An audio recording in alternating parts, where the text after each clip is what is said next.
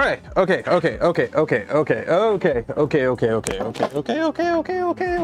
okay. Okay. We're good. Hi. Hello. Guten Abend. Bon shit. You would think with a guy with a French last name, I would remember what afternoon is in French. Bon.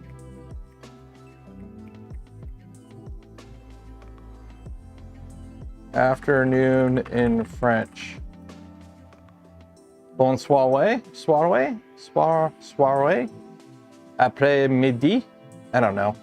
I'm live. Am I live? Did I hit go live? I hit go live. Good. Oh my God. You ever have it where like you're in the middle of something and then all of a sudden you look over and you're like, oh, I should be live. I should be doing something right now. That was off, right? Yeah, okay, good. That was me 5 minutes ago. I was outside spray painting stuff and then I looked down on my clock and I'm like, okay, it's 1:45. Okay. I got some time. When my wife gets home from work, I know, okay, I'll go inside and I'll start getting everything ready for stream. And then we missed each other. Where I was outside working on something, spray painting some stuff, and she came inside, and then I went inside and went downstairs to go work on some stuff in the print room, and I didn't realize she was home. So my whole brain didn't click to the wife is home after 2 o'clock. It's after 2 o'clock, and I came up, and then I went back outside. I put another coat of paint on, and then as I'm walking by the front of the house, I'm like, oh wait, her car's here. Oh shoot, I should be working. So, yeah, here I am. And I don't have a garbage in here. That's gonna be annoying. So what are we doing today? Today's a bit of a grab bag stream. I know we have some stuff that's kind of in the works. Putting the box turtle on the big guy, which is, I don't have a camera for it, but he's over on the other side of the room. We also have a tool changer, a stealth changer, but we're going to be doing that after 3D Printopia because of the fact that I need to pick up some hot ends and somebody's bringing me a little something to 3D Printopia that I'll be bringing home after, that I'll need. So there's really no point in getting the build started now because I don't have the parts I need. So there's that.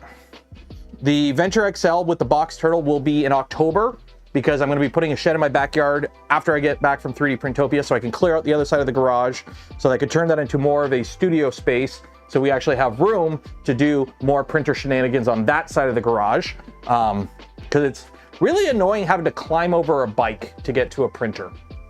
It's really annoying. I had to do that a bunch last night. And then I'm still working on the studio room in the basement, which will be this week's video because I'm doing a bunch of 3D printed stuff for the studio room. So that's what we're going to do today. I got to design some shelves. So we got to design some 3D printed shelves so that I can print some 3D printed shelves for the studio room downstairs. Sound good? Sound good? C'est bon? C'est bon? Es-tu bien? C'est bon? C'est bon. Okay. I think that's it. I think that's it for housekeeping. This is garbage. These are all garbage. Don't need any of this anymore. I have one last thing to do on this guy, which is install this wire wrap to send someone to check in on you. It's happened before where I've been working on something and then my phone goes off and I'm like, who's DMing me on Discord? And it's like, hey, aren't you supposed to be live right now? And then I'm like, oh shit. Okay. There we go.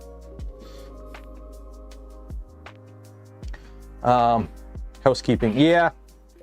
So the last thing we have, so what I'm thinking is, because today is just kind of a chill Friday and we got 3D Printopia coming up and I got stuff everywhere and everything's kind of a mess.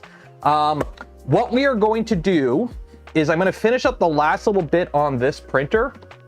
We got the new spool holder installed. So this will be really handy because this printer, don't forget, is going to be moving around.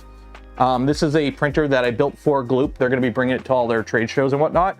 So obviously having a spool holder that sticks out would be super annoying because it would get broken off all the time. So this one folds. Look at that.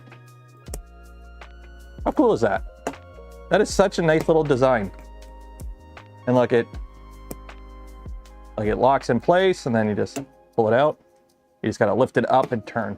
That works so well. I'm gonna be putting this on pretty much all my printers, I think.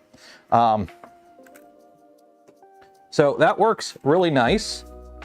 We've got the Bowden tube, reverse Bowden tube all set up. I don't have the Nevermore on the back. The only thing I still have to put on here is the bottom plate, but I'll do that after I get it off the shelf here. And if you're wondering how the print from yesterday turned out, or from Tuesday turned out, I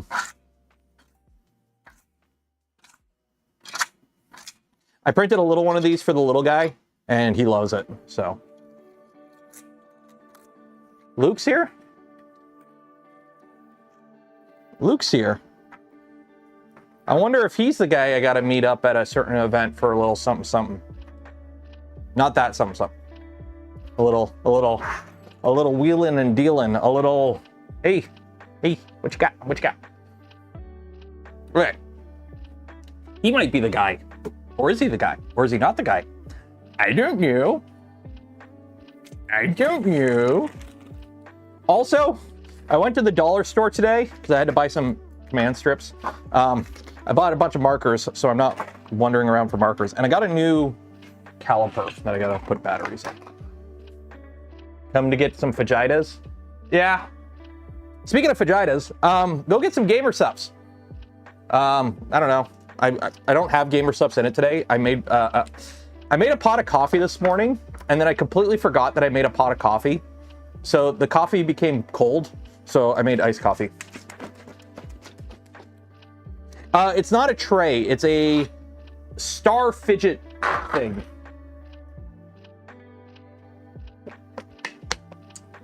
So if you're wondering, your Gamer Sup's waifu cup works really good for making iced coffees in, if you're wondering. So, yeah. Okay. So first things first, let's solve the ADD crisis with the dopamine response and get the printer printing. Because I figure if we get the printer printing first, that will,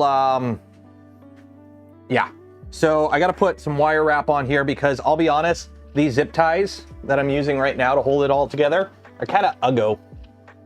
So we're gonna put, I found some cable wrapping, I'll put that on and we'll go with that. No memory card, oh no. How will I store all my precious memories? Which calibers did I get? Cheap ones, because I had to buy something on Amazon and I needed to get like the minimum shipping or whatever. So they're like Hardell $20 ones. I don't know. I have Mitutoyo, but it broke. I literally have like a freaking 0 to 8 inch proper Mitutoyo, but it broke. So I'm like, I'm not dropping another $300 on a set of digital calipers again after that. Now, to be fair, they did last me like 12 years before they broke, but it is what it is. Overhead. So, while I'm doing this, go enter for your chance to win some POLYMAKER filament. Every stream, we give away a spool of POLYMAKER filament. The link is in the video description. Enter for your chance. Go enter for that. Do this now, because we will be doing the draw at the end of stream. So you're not going to want to miss out on that, because, you know, you don't want to be like, you don't want FOMO, right? The fear of missing out. You don't want to be FOMO'd. Hopefully this is long enough. We'll find out.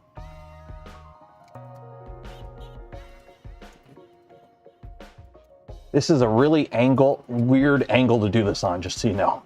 I should take the panels off to do this. Instead, I'm like, this is awkward. This is awkward. Ah. Go to overhead so you don't see my... Get the Mitutoyo fixed, they last forever. The first part of that statement contradicts the second part of that statement. I did reach out to Mitutoyo and they're like, oh yeah, sure, just tell us where you bought it at and the receipt and whatnot. And I'm like, I bought it used and I don't have a receipt. And they're like, then they stop replying to me. So, yeah. I went to change the battery on it and it just died. And apparently that's a thing that can happen to them. And I was not happy about that. The Velcro zip ties. The Velcro zip ties are nice. But I want something a bit slimmer. And I think this works pretty good. Because the whole point of this machine is low maintenance. The whole point of this machine is you bring it to a vent, you plug it in, you load some filament in it, you print some of the demo prints, and then when you're done with the show, you pack it back up. That's kind of the point of this machine. What is next for Voron? Stuff. Stuff's always being worked on. Stuff's always being faffed about with. You need to remember, Voron is not a company. Everyone who works, works for Voron is volunteering their own time, their own resources, their own money for whatever they're working on. They are working on getting Phoenix ready for release by the end of the year. So that is ongoing. I poked my head in the channel the other day. They're still working on it. Same with the little CNC, that too. Stuff is, constantly being worked on. Voron is a company owned by Prusa. You said it, not me. Doesn't make it true, but you said it, not me. No, Voron is not. Prusa. Prusa owns Voron. Yeah, right. Voron owns Prusa. There's the tinfoil hat. There's the tinfoil hat. And True Voron is a subsidiary of Bamboo, which is a subsidiary of Creality, which is all owned by Stratasys.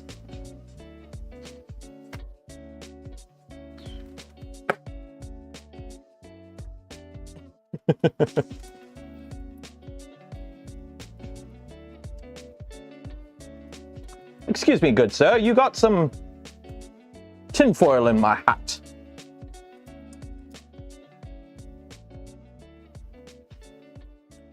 Bum, bum, bum.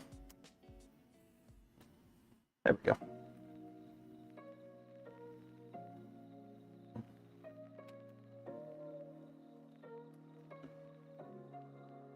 By the way, if you're wondering how I attached the wire into the stand, I totally heated it up with a lighter, and then I just pushed it into the plastic and melted a little hole for it. It works. Okay, there we go. That bone and tube ain't getting caught in anything anytime soon. Although it probably will be a little interesting at the top. So I need to print something a little tall. What are we gonna print today? What are we gonna print today? Let's print that gargoyle. That seems like a fun print. Let's print a gargoyle.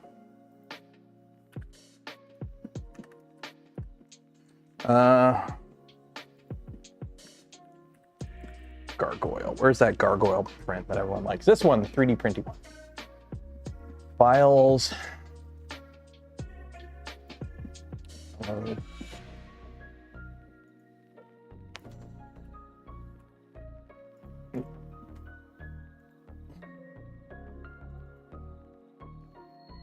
Let's do him at 200%. Strength, 2 walls, 4 top, 4 bottom, 5 top. Honestly, for those that aren't paying attention, a lot of the time when I see you would be surprised. I know this is a weird tangent. The amount of times I see a picture of somebody posting a print on like our 3D printing or like the 3D printing Discord or whatever, and the top surface looks like crap. More top layers.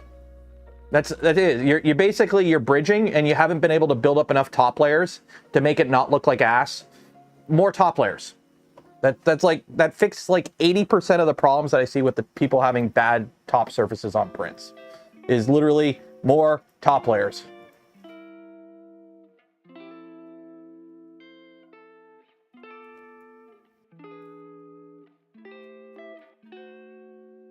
in the XYZ. Slice complete. How much filament? 146 grams.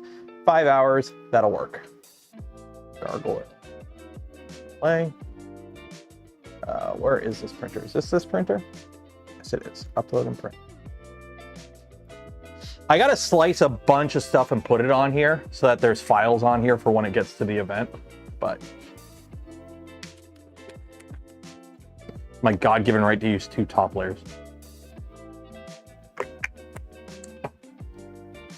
So this is what I've been working on for the past little bit for the basement. This is like demo pieces for testing. I've had to make a few tweaks, but this is like the original print. So remember a week or 2 ago, I catted up some, I want to put accent lighting in the studio room downstairs. Okay, so this is the next thing we're kind of talking about. So this is going to print, it's going to be happy. So in the basement downstairs for the studio room, if you haven't seen it yet, you should be following me on Twitch. We're having a lot of fun. I'm actually having a lot of fun on the Twitch streams. It is fun to go live and not have to worry about the content because it's YouTube, or because YouTube is YouTube. It's very algo driven, and like, if I can't go live on here and like do video games or go live when it's not my normal stream time. YouTube punishes straying off the reservation. In case you haven't noticed, my last couple videos on the channel haven't been doing good because they're not the type of video I used to do, but it's the type of video I want to do. So I'm trying to force the channel to kind of course correct a bit to allow me to do more stuff, and it's painful. But anyways, it is what it is. Go watch this week's video, give it a like, share it. It helps, please. Leave a comment. Go leave a comment. Go watch this week's video about the Gundam. Anyways, long story short, here's the studio, okay? So you can kind of see a little bit there, but it has a pretty short ceiling down there. It's like a 7-foot ceiling in that room because it's previous owner, I don't know. Previous owner, I don't know why they bulked it up. But anyways, so you can see I am actually quite good at painting. At least I like to think I am. So the fact that this is all crappy and wavy is because it is all crappy and wavy. They did not mud it well. So I'm trying to kill 2 birds with 1 stone. I'm trying to hide really bad work. And also, I want more lights behind me. I want backlighting in the studio room downstairs. I want it just for accent lighting, but also I want to be able to turn it on for like white, for just like, you know, when we're building Gunpla, just for more overhead lighting. So the idea is LED strips. Problem is, everyone and their grandma has done LED strips on the wall. Okay, you do the nano leaves, the DIY nano leaves. Alamandic just did a really nice set where he did, let me pull it up here to give him a shout out. Pull it up here.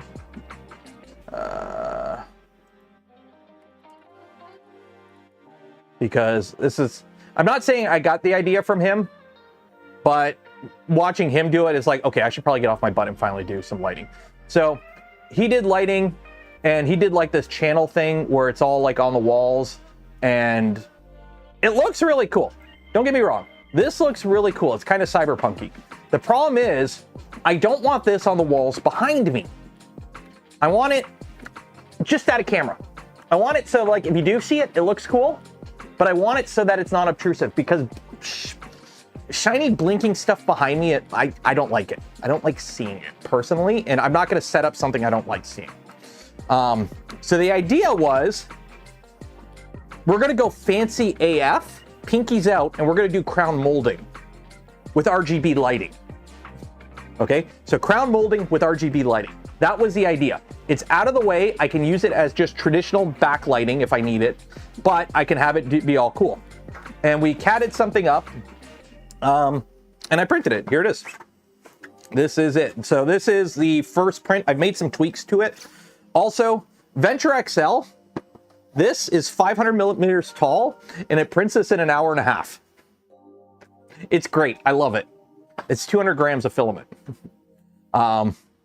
Also, Alan didn't do it, but there's one that was shared a lot. A bunch of people shared it to me. It's on printables. It has hexagons in it. I'm hexagoned out. Everyone and their grandma does hexagons now. I like hexagons. They are the bestagon. Okay, we use hexagons a lot in Voron. But personally, I don't know about you. I'm hexagoned out.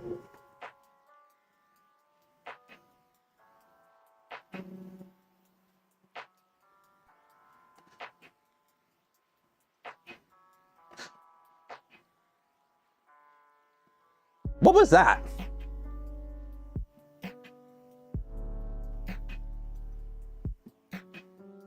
Cancel. Cancel print.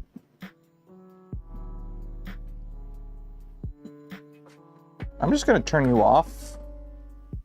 What was that?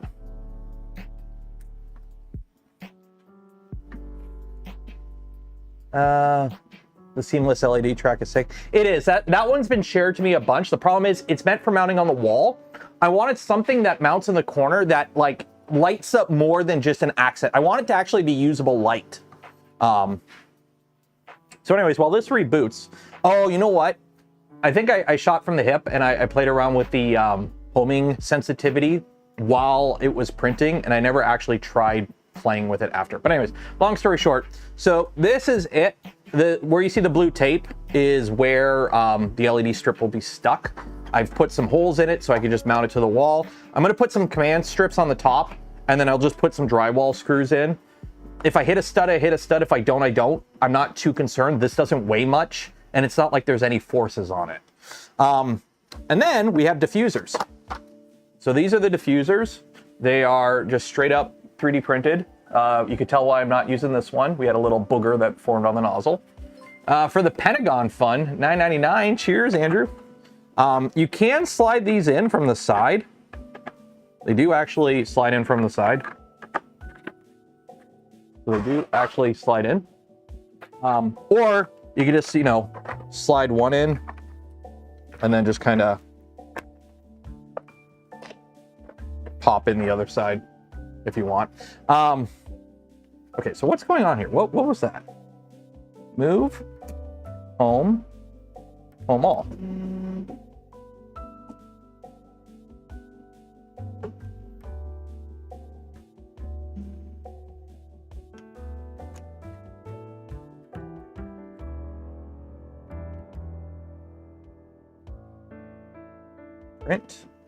Print the gargoyle, print.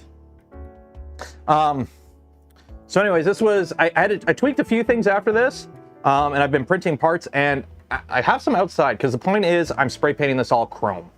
So it'll be all shiny and chrome, well, except for the diffuser. But if you're wondering how this actually looks, I did a test with it last night. So this is just the diffuser. So the LED strip that I'm using has a diffuser built into it. It already has like a diffusing layer over the LEDs. And on the camera, it doesn't show it as well. It is not as highlighted as this. It is, to the eye, it is a bit more diffused. So that is that. And then when I put it all together, and I didn't have any chrome paint, I bought some today. I just used some shiny aluminum tape just to simulate it. But that's how it looks right there.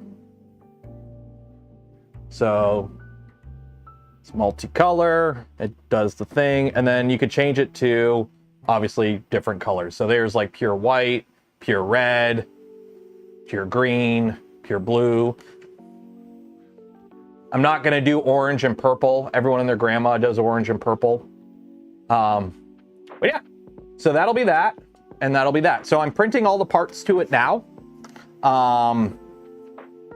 I've got to install some to figure out sizing, because some of this I have to chop, and I've already made the 45 parts. Hooray. Basically, I just have this.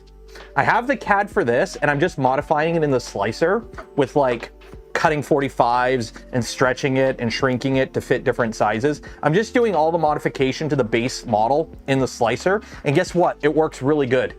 It actually works really good. Which LEDs did I use? I don't have them out here. They're inside.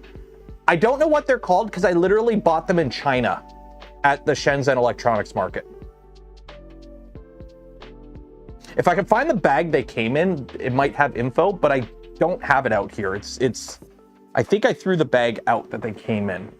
But I literally bought them at the Shenzhen Electronics Market from a lady at a booth for like $10 for like 20 feet of them. It was nice. Hi from Scotland. I'm on motor vacation in the Highlands. Ooh, I need to go camping. That's something I want to do with the family that we haven't done. I want to go camping. Hey, Maker Viking. Aluminum tape. Dude, aluminum tape is goated. It is so useful in a lot of cases. Okay, actually, I think the paint's dry. Let me go grab one of the ones that are outside drying. Okay, let's see. Did this decide to... Okay, it didn't decide to break this time. That's good. That's good. Let me plug you in so you guys can watch this do its thing. But this printer is all done. This printer is all done. It's all ready for to bring to give to Andrew. The only thing I had to do was put the doors on. I did that off stream. So this printer is pretty much ready to rock, I believe. I think so. That is not the right camera. Oh, that is the outside camera. That is the Venture XL. There we go. Okay, so you guys can watch that. I'm gonna be back in a second. I gotta open my garage door and go outside. And hopefully I don't let any bugs in. Okay. Opening the garage door, opening the garage door. There we go. That'll work. Is it dry? It's dry.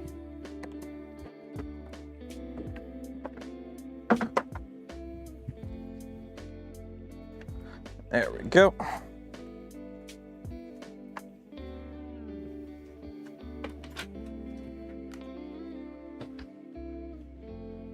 You can go over here for now.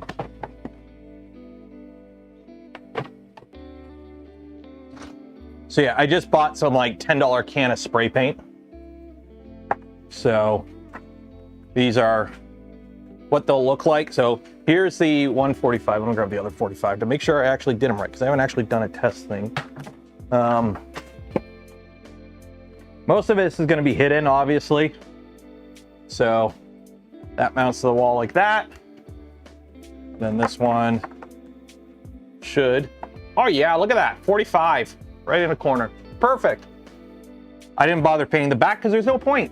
And then I put tape on so the thing, but yeah, just cheap can of rattle can of red of aluminum spray paint, basically.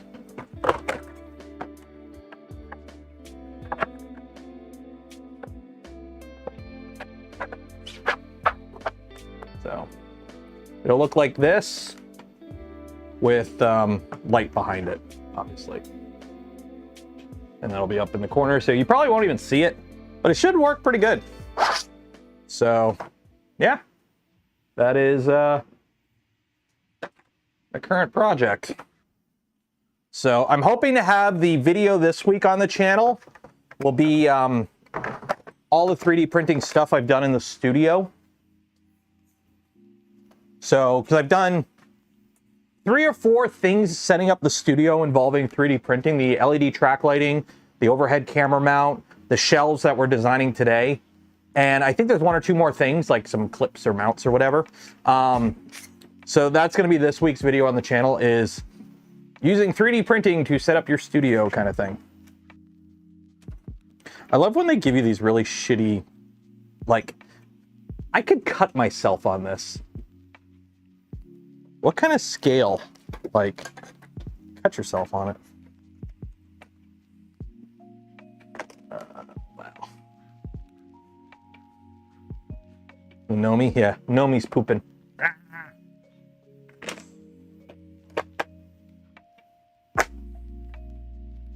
Okay, let's put some batteries in this.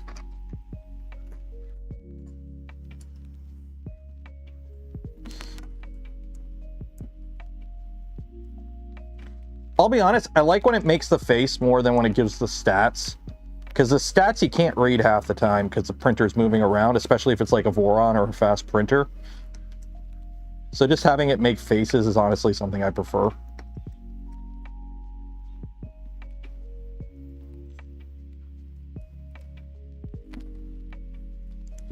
Just think, at this time next week, what is it? It's 3 o'clock. I should be rolling up to 3D Printopia this time next week.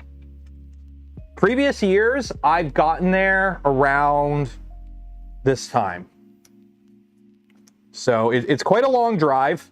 It is quite a long drive. It's like 8 or 9 hours for the drive. But in previous years, it's like I get on the road. I get up at like 6 a.m. So I get like a shower the night before, just go to bed, wake up 6 a.m., get in the car, go. So pack everything the night before and everything. And usually if I leave at around 6 a.m., I stop once. Well, okay, I have to stop at the border. So I go through the border, however that long takes. Usually, lately it's been, I don't know, it's been a couple months since I crossed over, but usually it's like 10, 15 minutes at most at the border. Get out of Detroit, drive through Ohio. Ohio. And then usually, at least in the past 3 times I've done it, so this is the 4th time I'm doing this trip, right at the border of, as soon as you cross over from Ohio into Pennsylvania, there's like a little on the highway rest stop. It's got like a Burger King and a gas station and whatnot. It's like one of the nice ones that's like right on the highway, so you don't actually have to like get off the highway. You just kind of merge off, eat, and merge back on. I stop there, I fill up the car, I get some lunch, and then the next time I stop is at literally at 3D Printopia. So I had a teacher that if you called it a ruler instead of a scale, you got to wrap on the hand with the scale. I mean, a ruler is a scale, is a ruler, is a scale. English is a language that is constantly evolving. All languages constantly evolve. Anyone who is super like not into allowing languages to evolve is like nanny. Like, I don't get it.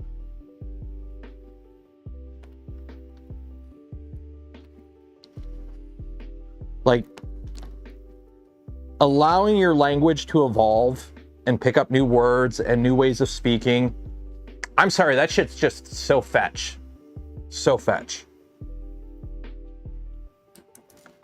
I hate these little screws. Little screws, I get being magnetic.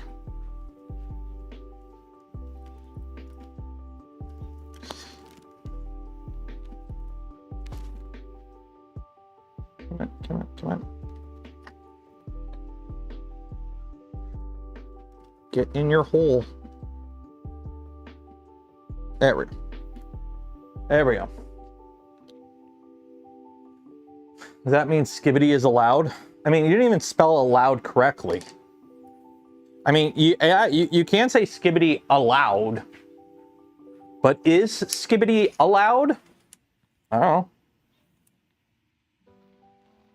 There we go. Behold, a vernier. Now I can measure stuff. Okay. Look at this wonderful case. Garbage. Markers. I can barely understand. Gyat, Ohio, Riz, Skibbity, Phantom Tax.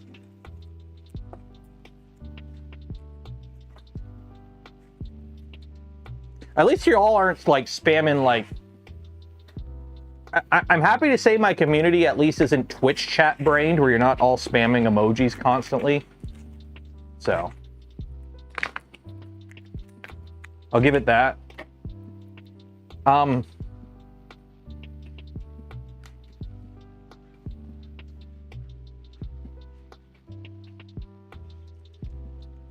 forget to mew. I can't do it. I got a beard. You can't see my jawline. It's although while this beard does hide, it is an extremely manly jawline. Totally. Totally.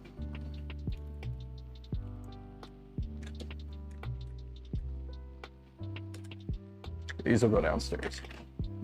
Okay, command strips got to go downstairs. Okay, who's ready to do some CAD work?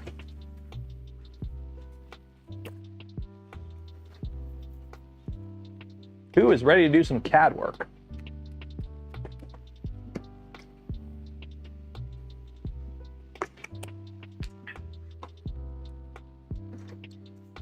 I love my measurements here.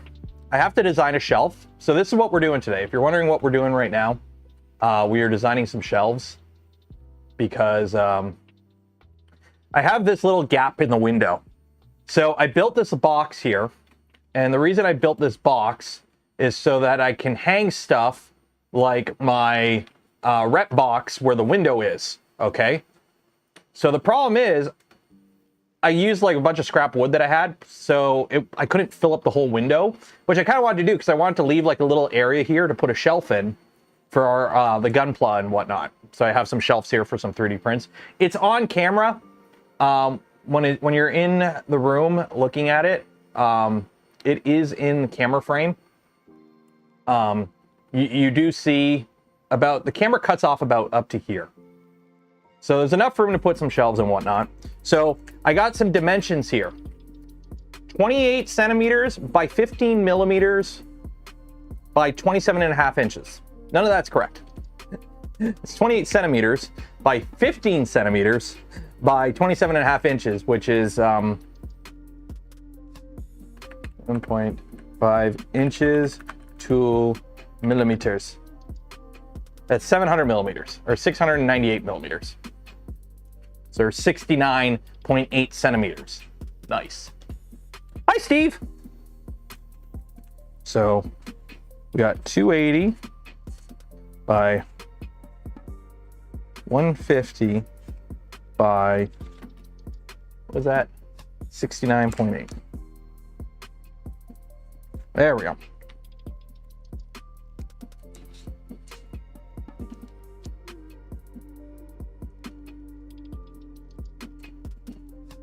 There we go.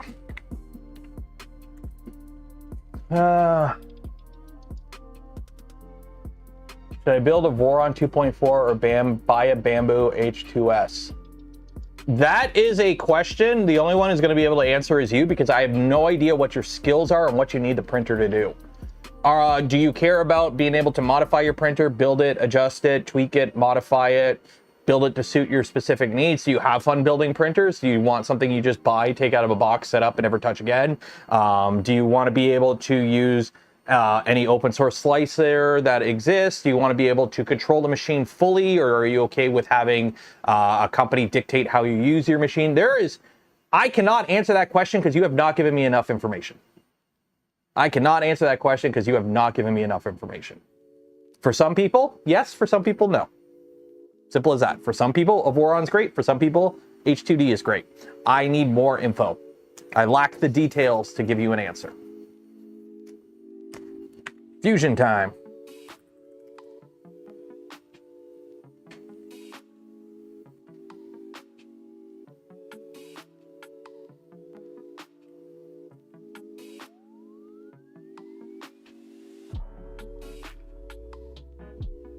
Yeah, because those two machines are literally at the exact opposite end of the spectrum in terms of like fully open source, completely DIY, the ability to mod it, tweak it, tune it, and have full control over it, versus curated ecosystem with lockdown requirements, and you can only use it in ways the company has said you can use it.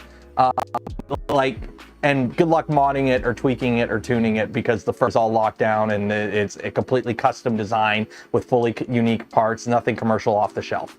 They are completely different machines. And just asking which one you should get, like even that question, which one should you get? No, it's should you get an H2D or should you build a Voron?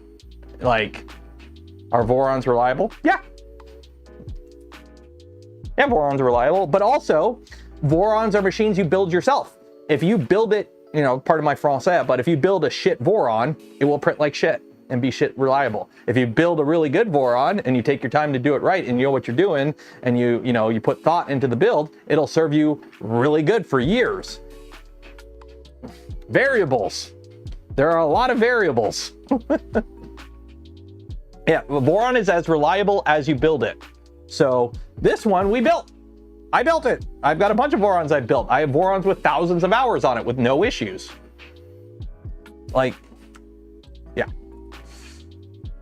Fusion must update to the most current version. Oh, fine, Fusion, do your thing. Okay, I guess we're watching Fusion update.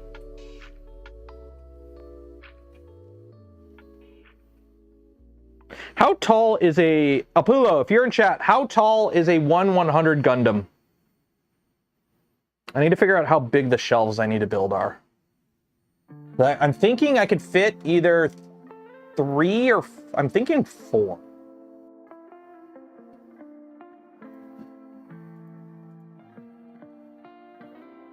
Because essentially what I want to do, I want to design some quick shelves that I can 3D print. Internet down? No, I'm live. I'm here 1, 2, 3, 3. So 1, 2, yeah, 3. So 3 shelves vertically. That should allow me to put some taller ones too. So what is, so 298 divided by 3. 298, or what is it? 698 divided by 3. So 232 millimeters. So 230 millimeters. So we'll go right to 230. So just round it down. So 280 by 150 by 230. Is access through that window part of your local code? It's not a bedroom. It's not a bedroom. It's not being used as a bedroom. There's no bed in it. Nobody's sleeping in it. It is not a bedroom. You only need a accessible window if the room is a bedroom. It is not a bedroom. It is a studio room. So that is the get around. But also, this box I can remove. It's held in place. You can get it down. If you really need to, you can move it.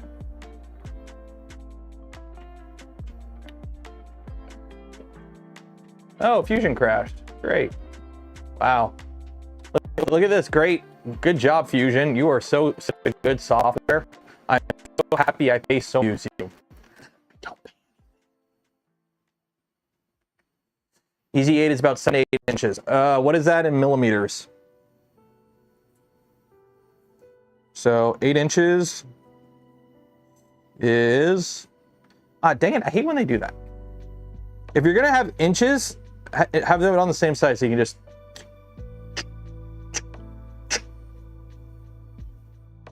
Stream is choppy. Yeah, the problem is the capture card is PCI Express, and anytime the CPU gets a heavy load, it likes to stutter the stream, which it really shouldn't,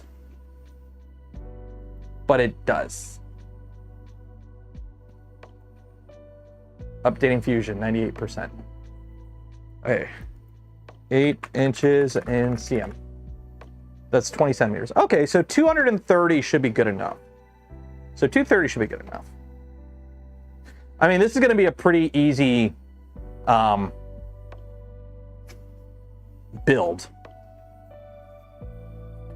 Like all this is, I'm making 4 boxes. We're just going to cat up 4 boxes, and then I'm going to print it on the big guy. I'm just waiting on Fusion to come around.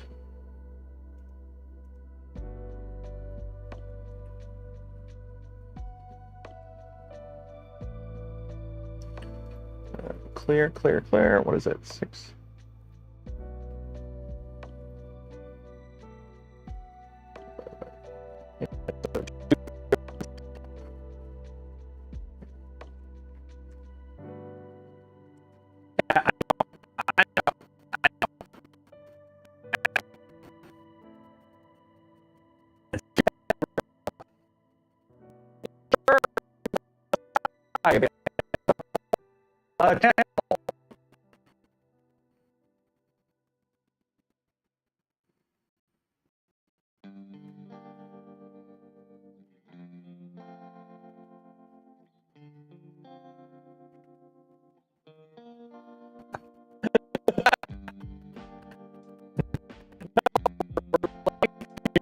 today.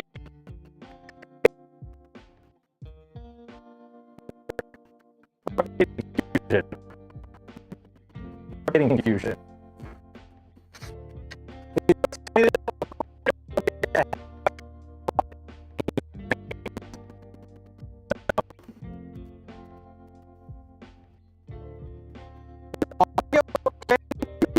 Audio.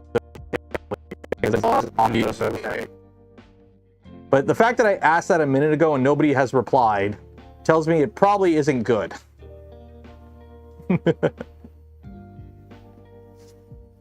Okay, a new version of Fusion installed.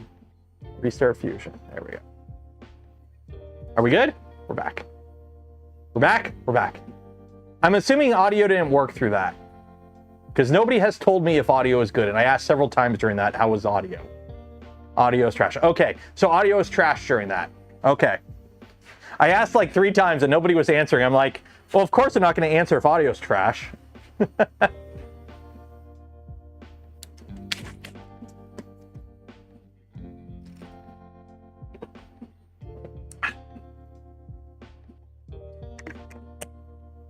Taylor.exe has stopped working. Yeah, you know, it's just like, I mean, it could.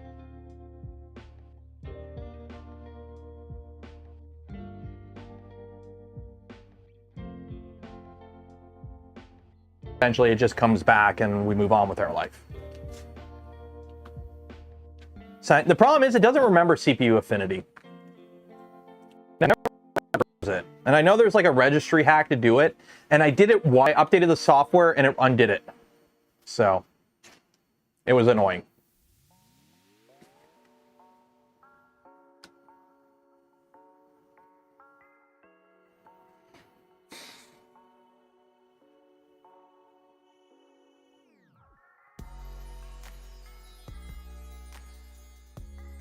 All right, there we go.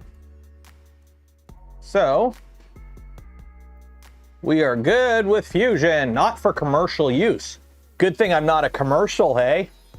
Good thing this isn't a commercial. Hey, hey. Did I leave the dancing baby? I have no idea where the dancing baby's hiding out. He's hiding out somewhere. He's on a couple scenes, and I move him around every now and then. And it's been a while since I remembered to move him. He's like an Easter egg. The fact that I'm even acknowledging the baby is surprising. Okay, let's do some CAD stuff. So here's the thing. I need to make a box. So looking at it from the front. So is it easier to do it from the bottom? Or looking at it from the front? Yeah, we're gonna do it, well, it'll be, okay, so I need, it's 150 deep, so 280 wide by 232 tall. So 232 tall by 280 wide. Okay. And then, okay, offset. How much are we offsetting? 5 centimeters. Control A, control it. All the lines, Control A. What do you mean unsaved changes? What's going on here? Control A. Okay, I guess I can't Control A everything. What is going on here? Offset. That, okay. 5. No, we need -5. So 5 millimeters for the walls should be pretty good, I think. Or at least the top and bottom. Because I'm gonna do some fanciness here to make it look kind of cool, I think. But this is gonna be pretty simple. So, is it 5? Tip, if you're ever doing CAD work, for those that are like totally scuff at doing CAD work like me, keep a scale with you. Just like have a scale with you and just be like, okay, 5 centimeters, is that how thick I want the walls? Yeah, that works. That works. So 5 centimeter thick for the walls. Okay. Extrude a box. No, you'll see why. 5 millimeters for the walls. Okay, extrude that 5 millimeters. Turn the sketch back on. Okay. Extrude that 150. There we go. Voila! In box. Okay, now I just print 3 of these. What was I going to say? Yes. Community challenge. Thomas, thank you for reminding me. Every month we do a community challenge on the Discord going forward. Or not every month, but I'm still saying the original spiel. This month we're doing a community challenge on the Discord. If you have not entered yet, go join the Discord. The link is in the video description. Go join it. Scroll down to the bottom and go to the September 2025 channel. And it's easy. 50 grams of filament. Print something. That's it. Print something with 50 grams of filament that meets one of the 2 category requirements here. And print it. And then take some pictures or a video and then share it. And you can win free filament from POLYMAKER, free hat or shirt off the merch store, and maybe something else as well. So it's easy. It'll be a fun stream. The more people enter, the more fun the stream will be because there'll be more stuff for us to look at. So make sure you enter. The draw is September 30th. So you have a little over 2 weeks or a little less than 2 weeks. So do this now. Why did V bulletin forums become? Because Discord. Forums, like traditional forums, they kind of fell apart for a couple reasons. If I remember correctly, I think something had to do with the cost to operate them. And the fact that forums are kind of cool for those that don't know, Voron does have forums, by the way. There is the official Voron forums. The thing with like Discord and like the reason I think Discord popped off is twofold. One, quicker response time. You can actually have ongoing conversations versus like forums, which is like, you know, yeah, you can have conversations in a forum, but they're a lot slower. The reason Voron like originally started on Discord is because we were originally on Slack, and it's just a lot easier for just working on stuff quickly. You get instant responses. You can have back and forth. Also, chat and video is built into it. Like voice chat and video chat is built into it. So Discord just kind of became better forums because they're just more, yeah.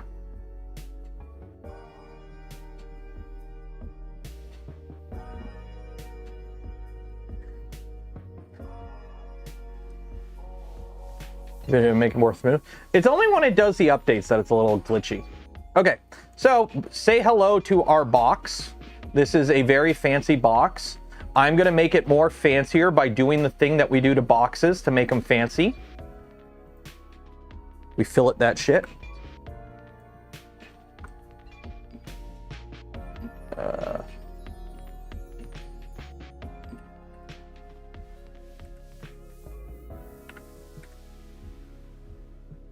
Why can't I do fillets on all that?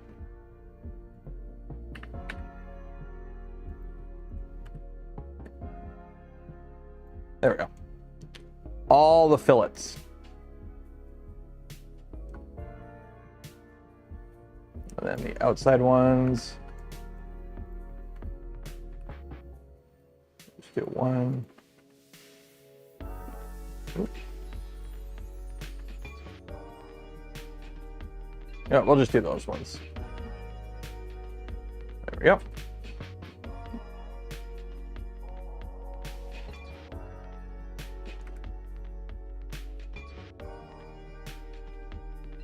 Modify chamfer 0.4.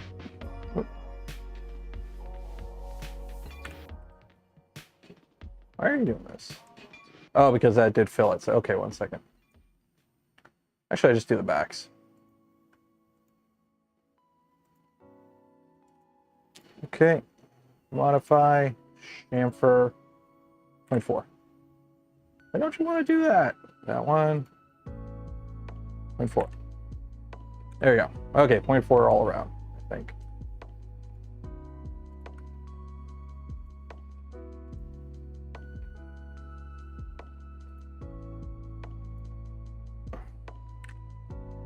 I hate when Fusion like changes behaviors midway through using it. Like, what do you mean you don't work the way you just did 2 minutes ago? I like fish fillets. Does that make... No, I'm not gonna make that joke. Okay, so behold, we have made a box. The 3 vids about 1 solid cube. I can't help you when it comes to the way YouTube works for discovery. It's a freaking black box. The way the YouTube algo works, it's a freaking black box. The fact that you're not getting views on a video or like that is like, here, let me pull up your channel. Let me take a look. Is 1 solid cube the name of your YouTube channel? Solid cube. So you've got 89 videos, 200 subs, and your videos are getting like 150. Yeah, I mean, like, that's kind of normal. Shorts, oh, if you're doing shorts are a complete grab bag. Shorts are a complete shot in the dark. Shorts are a mess. Shorts, you just shotgun stuff out there, and sometimes it sticks, sometimes it doesn't. It's shorts. It is what it is. Okay, so I got to print these. What am I going to print this on? This is only going to fit on a Voron. This guy. Let's use this guy. Let's use this guy. Because, yeah. So, I need a power plug for you. Hi, Deadpool. You can move. Over here, Deadpool. Come with me, Deadpool. You can live over here for now. I need a power plug. There we go.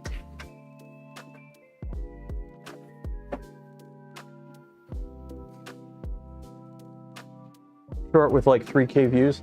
I've had shorts get like a couple 100,000 views, and I've had shorts get like 2 views. It's a complete gong show, and there is no rhyme or reason half the time. It is what it is, and it is what it is.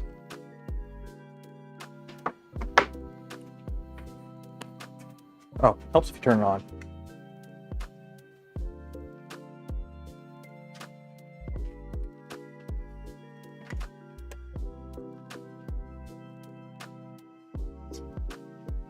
Have I printed ABS on here? I think I have.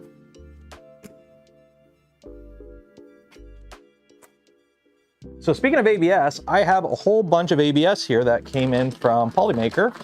But I think we're gonna go with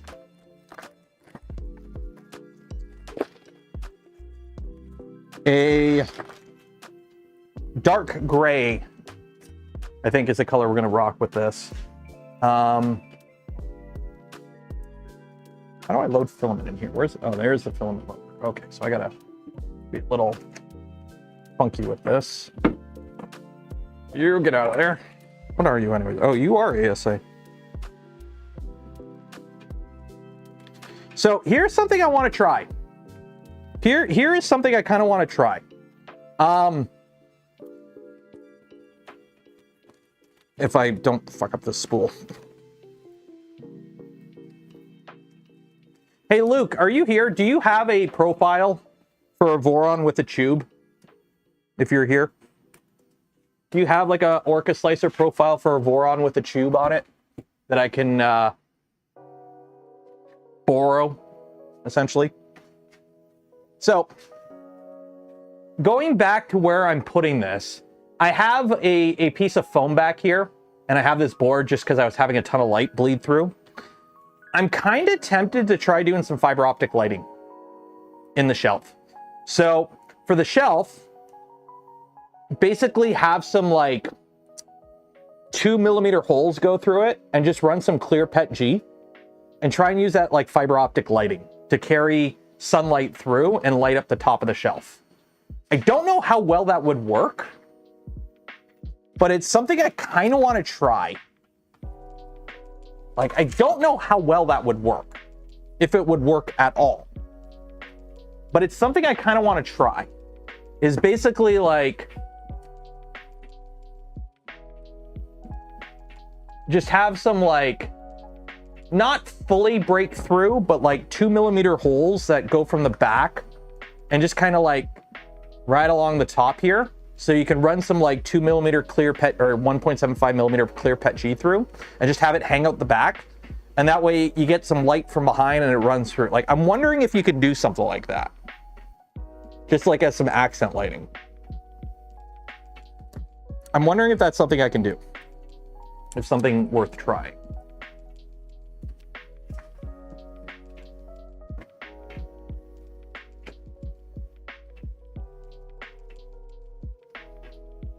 Reality, your filament dry box sucks, by the way. The fact that it works better backwards is annoying.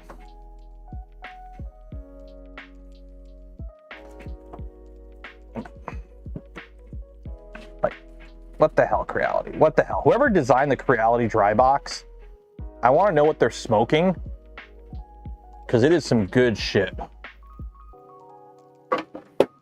It is some primo shit. Temperature, ABS.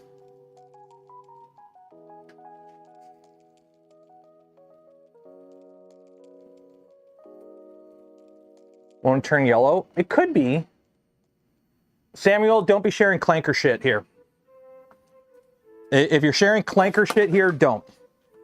I don't give a crap what some AI bot spat out. Go find the actual source of the information. Sorry, I have an extremely large distaste of people that just control F or control copy, control paste an AI response to a question because you haven't looked anything up. You're just trusting an AI bot. Don't trust clankers. We don't do that shit around here.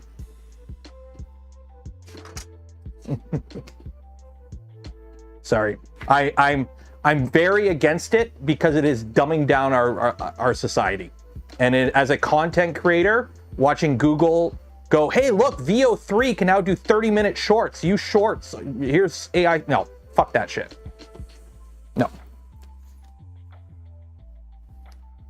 Remember, they're not intelligent. All they do is regurgitate information that they've been fed, and they don't know why they regurgitate it. So they don't even know. It doesn't even know if the answer it's giving is correct. It's just, oh, this is what the numbers think it should be, and it spits it out. So yeah. So yeah, I am not a fan of that. Okay. Let me go see if I have some clear pet G. Let me go see if I have some clear pet G. Here, you guys can watch this. Not that. You can watch that. I use clear from it. Yeah, like it can be done. It can be done. I just want to see if I might have some thicker stuff. Let me go check. Let me check.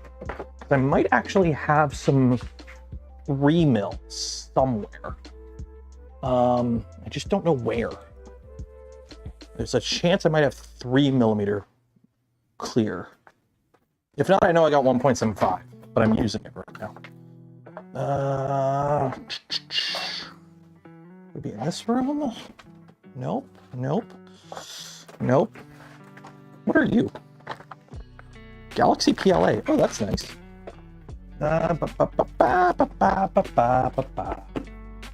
Nothing in here, nothing in here. What are you? Nope.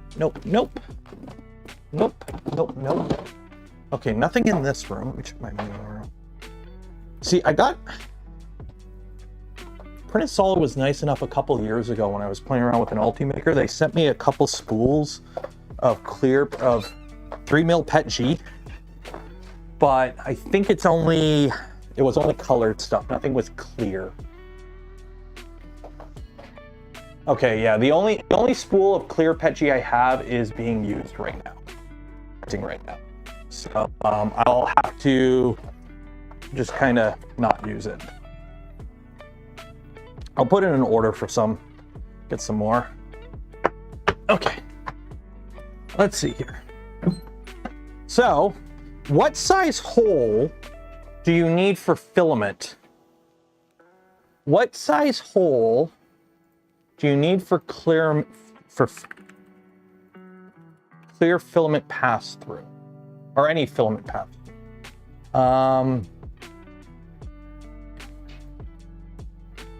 Let's see here.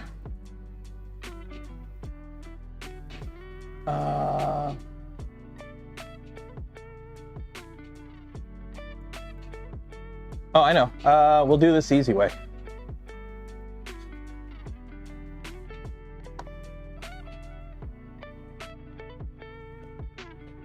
Geometry. Where is afterburner? Frame. Oh, AV. Oh, is this? Oh no, that's AV drive. Where is the afterburner? The afterburner has a hole through it. That's why I'm trying to steal this. Is it 2 mil, 3/16? Yeah, I know it's 2-ish mil. I just want to see what we used on Toolhead.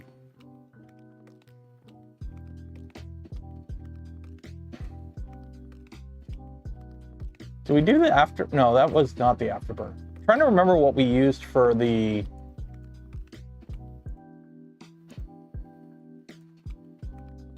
What the sizing was.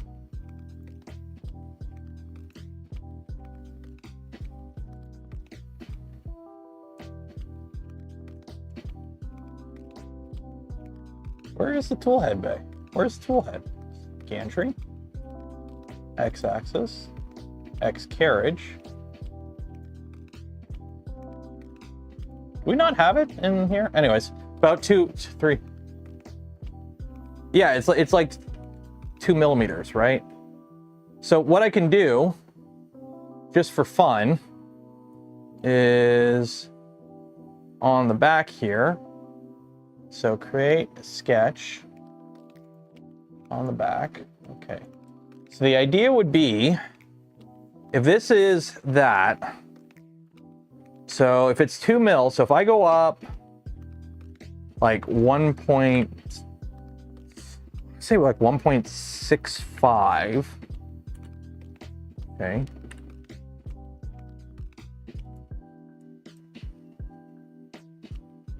Okay.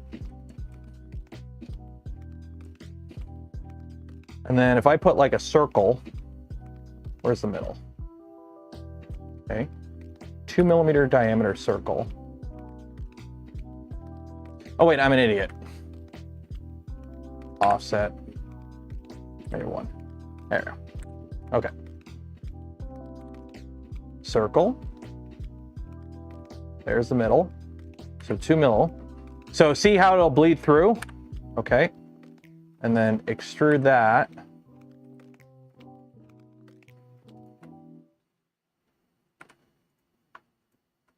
Then extrude that 140 millimeters. Boom. So now that'll feed through, and then on the inside of the box, it should sit in that slot. Because see how the slot is, it's only open at the bottom. So if I do this like several times throughout it, and then I feed that through, when it's sitting there, when there's light outside, it'll bleed light into the box, and it'll be like a little bit of overhead lighting, right? That should work. Am I making sense? Am I making sense? Am I making sense here? Is what I'm doing making sense? What I'm trying to do here? Is it making sense? I hope it's making sense what I'm trying to do here.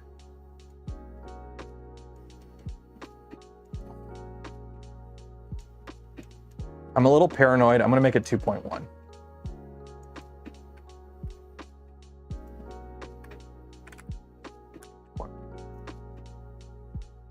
You doubt it will pay off? I mean, worst case scenario, it just doesn't work, right? Worst case scenario, it just doesn't work, right? So, you know, oh no, the thing that I tried just didn't work.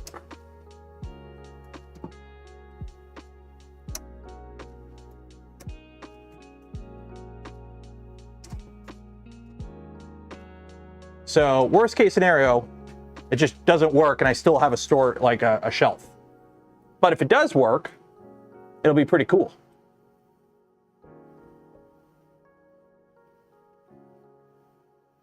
Dang it. I need to get longer Bowden. I had one longer reverse Bowden tube, and I put it in this guy.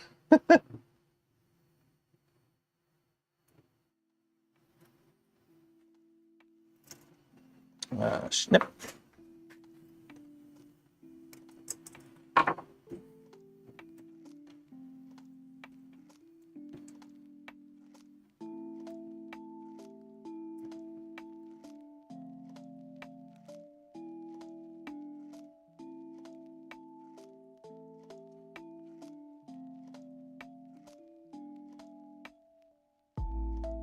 A lot of red filament in this. Purge.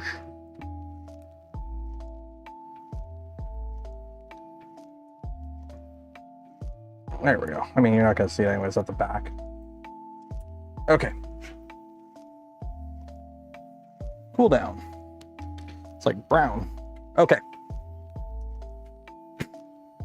It's not fiber optic. Light won't travel through it. You want light side fiber optic. I know. It's just something to try. Just something to try. If it works, it works. If it don't, it don't. I mean, worst case scenario, I just take it out and just let light bleed through and just leave it as is. Right? Okay, so how can I repeat this? How can I repeat? Is there a way to repeat the circle?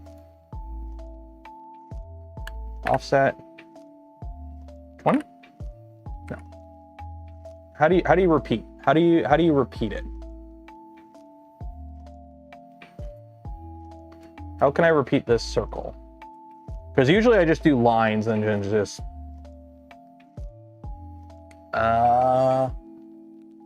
reverse Bowden tube and a PTFE.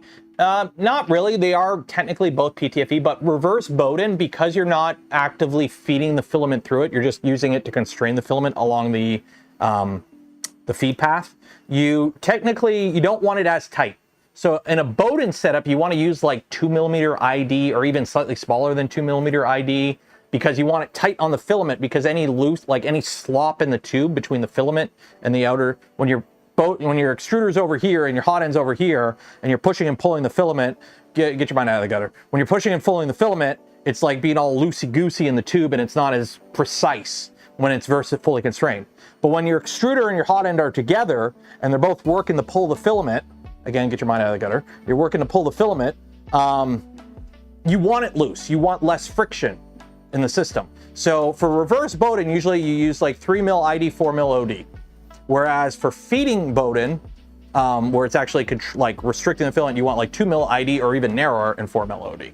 So pattern, create, pattern, apply, pattern,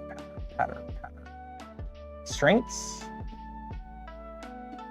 parallel, pattern. Under the create tab, find pattern. Line, rectangle, circle, arc, polygon, ellipse, spline.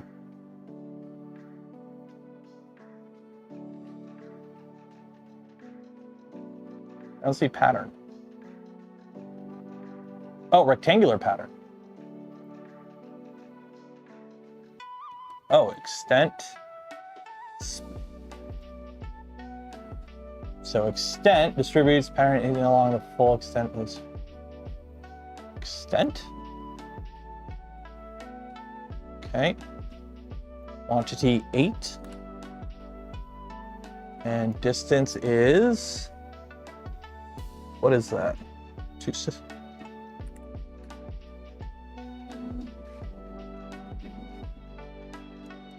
What?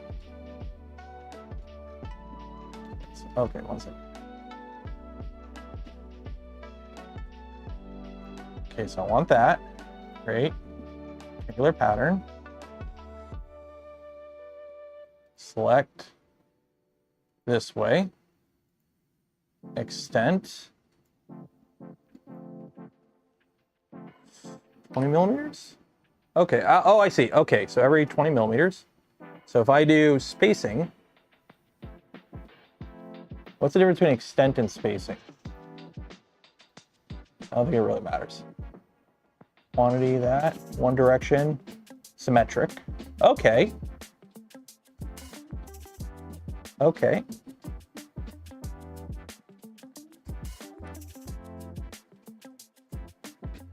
So we want 8 of them.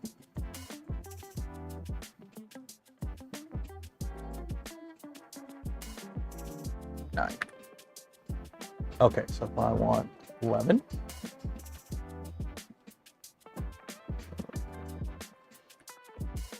There we go. Okay. And delete this line. Okay, so how do I select the extrude? Okay, how do I? Okay, let me. 1, 2, 3, 4. Why aren't you letting me select you? 5, 6, 7, 8.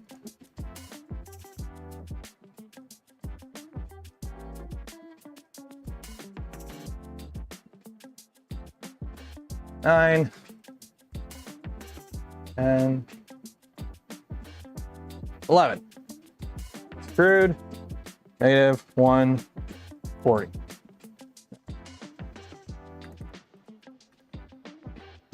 No, not negative 140, just extrude 140.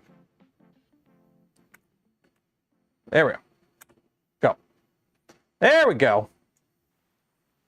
There we go. There we go. Okay.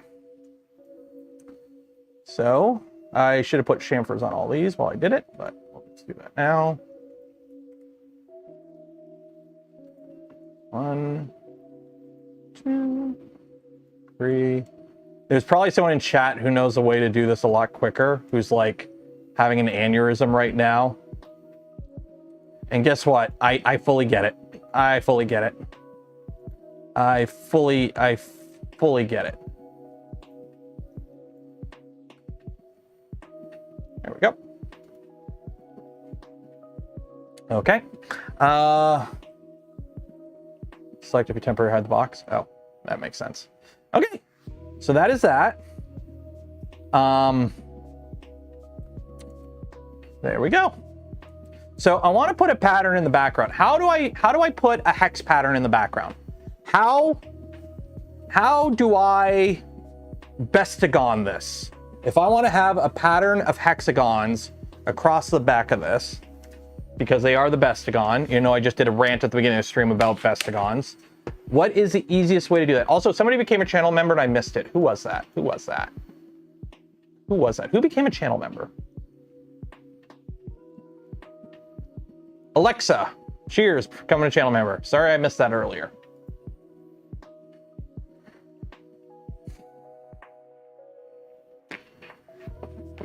Oh, how did it go, Ben? I'm printing parts for it now.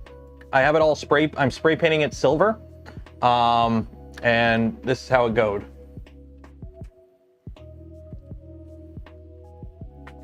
So hopefully that'll be this weekend putting it up and it'll be ready for Monday. Okay. Or actually, you know what? We need to, where was it? Somebody shared it in the Discord. Let me see if I can find it. Let me find the meme.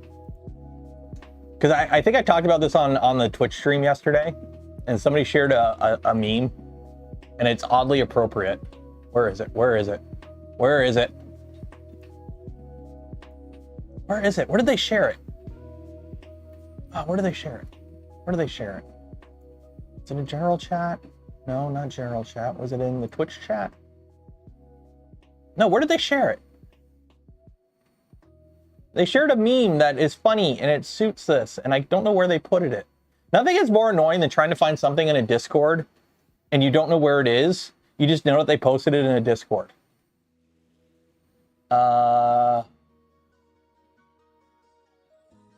Where is it? Okay, you know what? I'll just.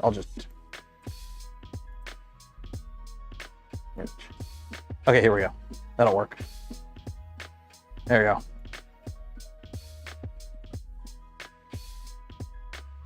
There we go.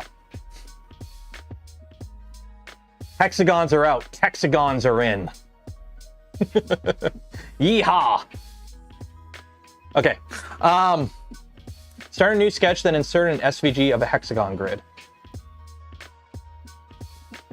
Okay, do you have a grid, hexagon, grid, SVG?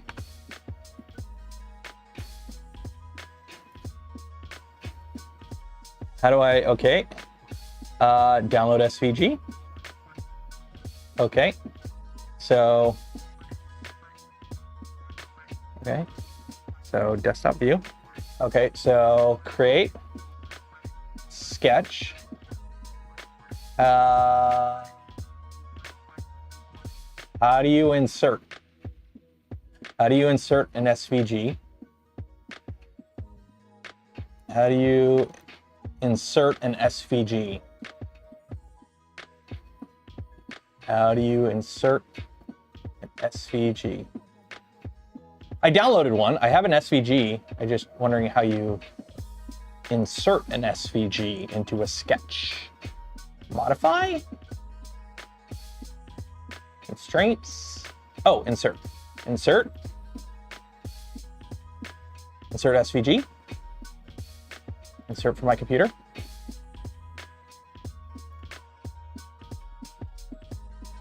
I did not like that. I don't think it liked that. I don't think it liked that.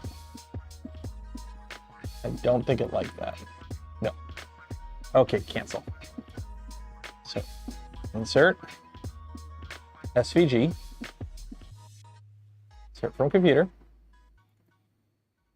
The selected SVG contains no information or some unsupported information. Okie dokie. So, never mind. Let's. I found.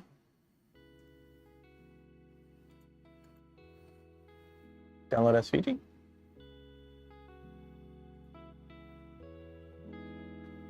Insert.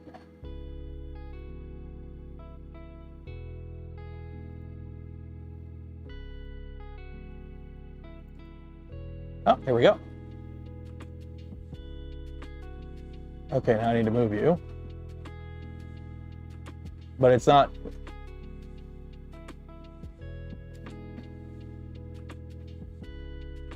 Okay.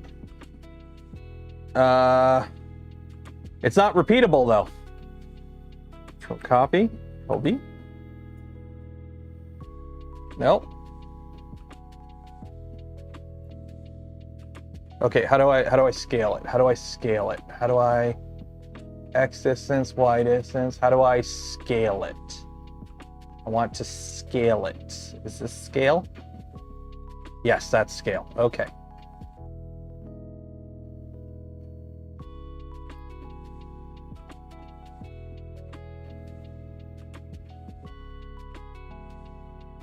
There we go.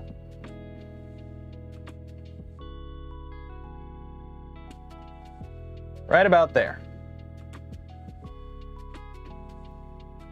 Right about there. That looks good. Okay.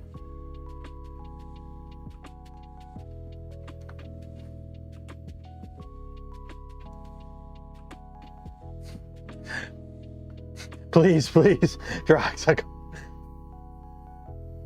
I don't know what it's doing. I hit OK. I can't watch. Well, it's thinking. It's thinking. You can see the little bar thinking.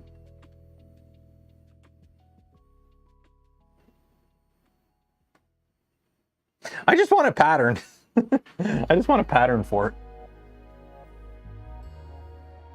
The fact that I'm not looking at Fusion anymore is, okay. So now, oh, there we go. Okay, extrude, 2 mil. Is that going up or going down? That's going up. Okay.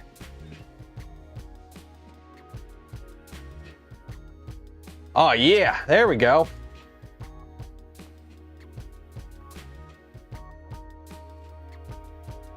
That works. That looks cool. Does that look cool? I'm okay with that. I'm okay with that. Although the fact that it doesn't blend into this is a little annoying, but I really don't care.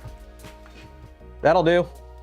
Okay, so bodies, body. Save as mesh. STL, okay. So we're going to save this to documents for now. I shall call it the box of shelving. I can't spell shelving ness. There you go. Okay, save. Save. Okay, now we load up Orca Slicer. Prepare. Now we go to Seabore Quad XY Trident. Discard all of this shit. Discard, discard, discard. Okay. Delete. Delete. Put a name in your email. Well, I need Steve. Just enter again. Honestly, just enter again and make a note. That's not what I wanted to do.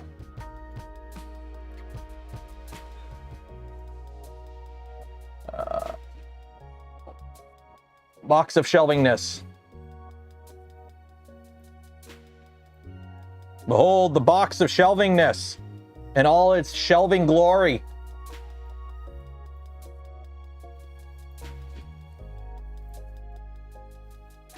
$50 mil was a little too fast last time. Let's bump it out to 40.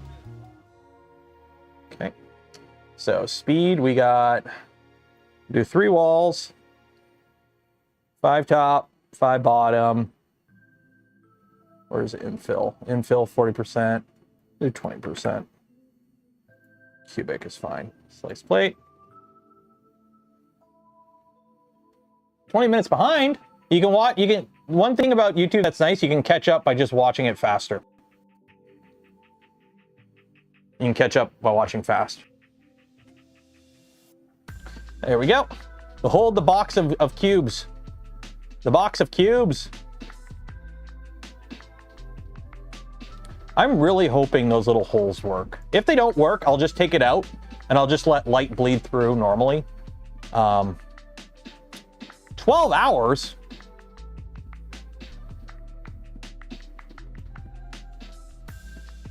Oh well. I mean, it's a big box.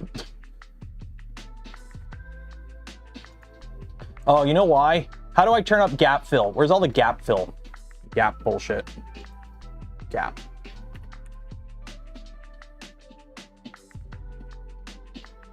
Infill, apply gap fill nowhere. Nope. Okay, not that one.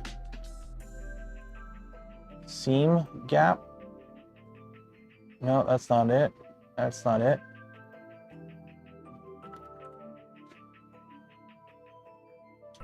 Filter out tiny gaps. There we go. So anything, filter out tiny gaps bigger than 2 mil. There we go.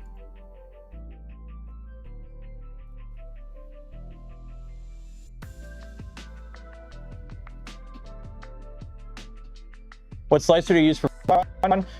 Normally I use Orca Slicer for my Voron. I use Prusa Slicer for my Prusas. And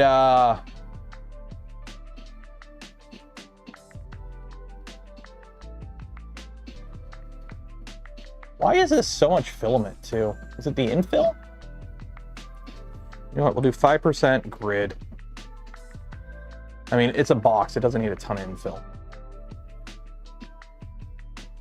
Like, it's gonna be holding plastic parts.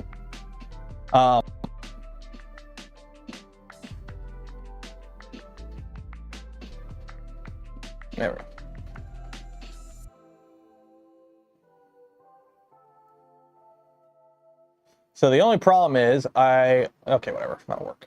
Export. 1000% infill for the win. Okay, whatever, save.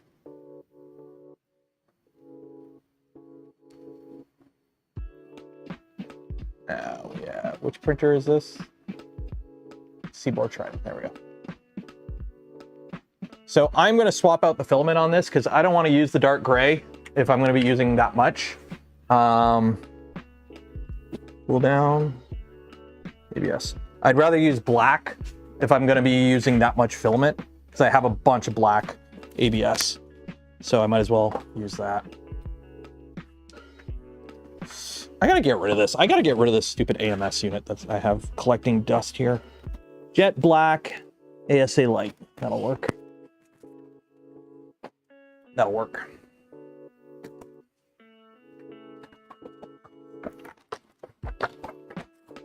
And you know what? I'm gonna jump it down to 2 walls because I don't want it being over 500 grams of filament used. Speed. So 4 bottom,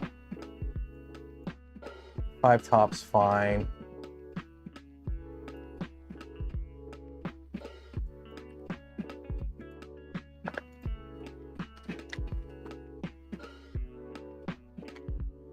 Two walls, alternator X, yeah. There we go. Corners don't look right because they're only on the inside.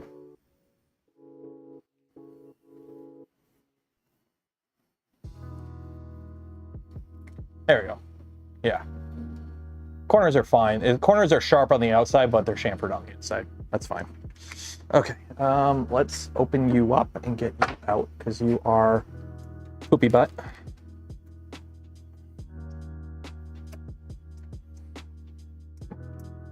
There we go.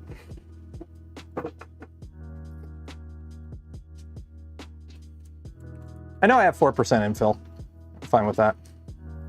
I mean, the infill is really only there to like stitch the walls together. It'll be fine. It'll be fine.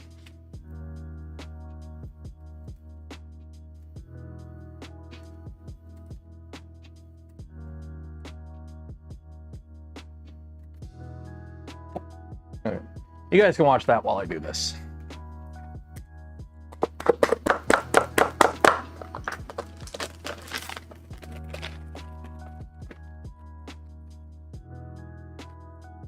Jet black. You can have any color you want as long as it comes in black.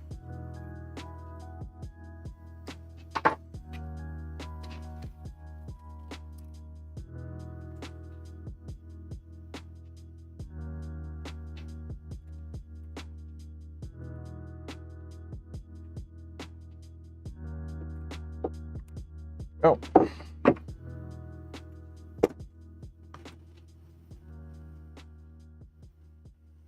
Yeah, load you up, load you up, load you up. Ah, dang it.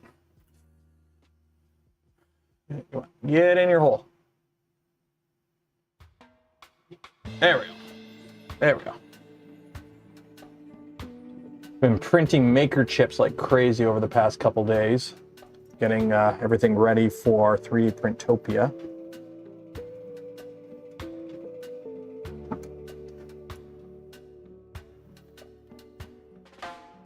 There we go. Pull down. There we go. Okay. So, others, skirt, 2 skirt loops. That should be enough to let me live adjust if I need to. Port G code. Save box of shelving this, 9 hours. Upload and print. I don't have a camera on this printer. I gotta fix that. There we go. All good. All good? All good. Look at that print. This is such a nice looking printer. I actually feel bad. I actually feel bad. Like, I feel bad in the sense that I'm getting rid of this printer. I only have this printer for 1 more week.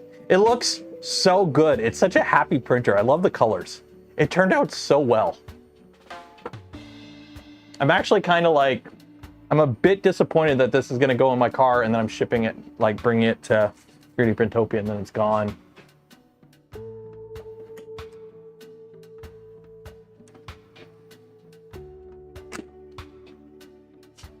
I'm a little sad. I'm actually a little sad. Does Fusion have a manual? Actually it does. Fusion does have a manual.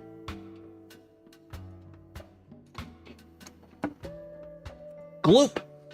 3D Gloop was very kind enough to sponsor Gloop. Gloop, gloop, gloop. 3D Gloop was very nice enough to sponsor a bunch of Gloop for the big Gundam build, but they also wanted a printer. I've been actually talking to Andrew about it for a bit, because if you go to the Gloop booth at any event, they don't have a Gloop printer. They have a Prusa XL sometimes, or Mark IV printing stuff, but like they don't have a Gloop printer to show off printing stuff for Gloop. So it came up like, hey, let me fab up a custom Voron for you. And so he bought a kit. He got the, oh, for those wondering about the actual panels or the extrusions, I did reach out to him to ask what the heck they were. The panels are, or the extrusions are, ceramic chemical vapor deposition coating. So it's a CVD coating. Chemical vapor deposition coating is this. So he bought an LDO kit.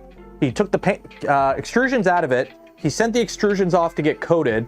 Got them back. He got some custom belts made that are orange. Unfortunately, we can only use them on the Z. And then he sent the kit to me, and then I built it. And then we've been trying to figure out how to get it back to them. Because unfortunately, shipping a Voron, ask Steve how that goes. So part of it was, how do we get it back to him? I flew to Rocky Mountain. I didn't go to Murph, and I don't think he went either. So 3D Printopia, it's like, well, I'm driving there. I'll just bring it with me. And here we are. So. Look at that big purge. I got to pull that purge out because I don't want it to be part of the thing. Actually, we might be okay. It worked. Ooh, I got to bump that Z up.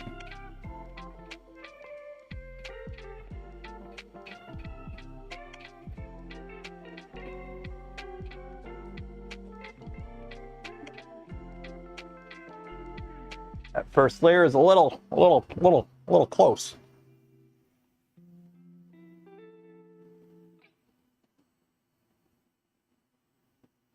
Okay, I think we're good. I think we're good there.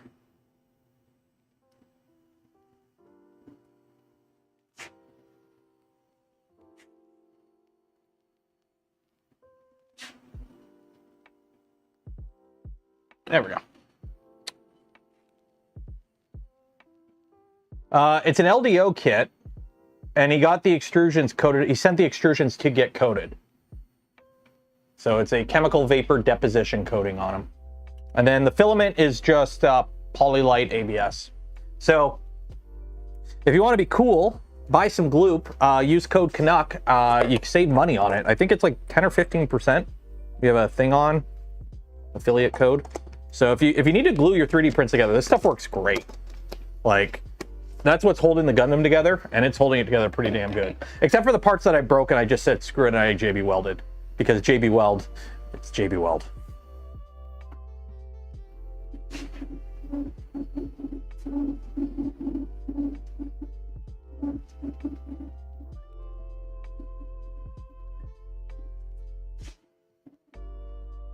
Half of this print is going to be the first layer. No wonder why it's going to be such a long print. The first layer is going to take forever.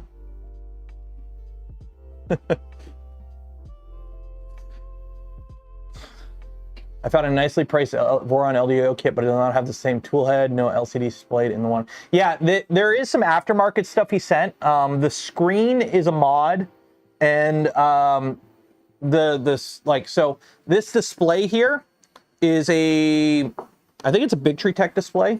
So this he got extra. The Nomi, which is the screen on the toolhead, he got that one extra. I think the toolhead board itself is different, because CAN bus. And I think the LDO kits at the time didn't come with CAN bus, because this is an older kit. This is a Rev B or C kit, not the current Rev D. This kit's like a 2-year-old kit, because it took that long to figure out everything.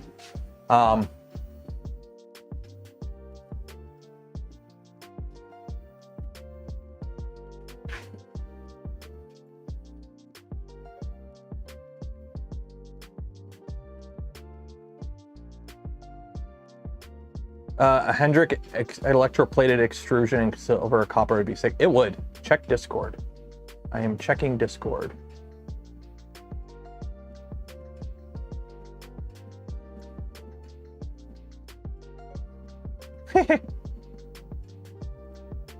Okay, I don't know what you want me to look at, but this is one thing I just saw in Discord.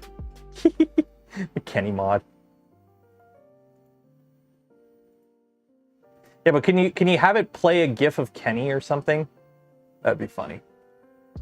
All right, what else is in the Discord? I got a few ats.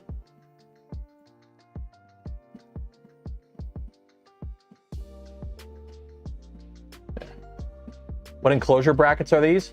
Oop, what did I hit? I hit start recording. These are the Annex Engineering channel brackets. I like them because they just clip on and clip off.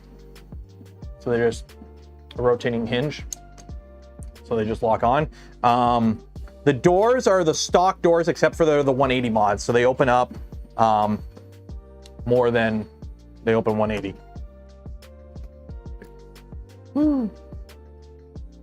And it's already covered in fingerprints.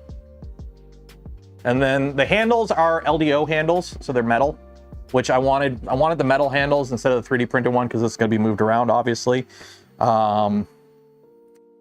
We do have a piano wire for the umbilical cord to keep it from drooping.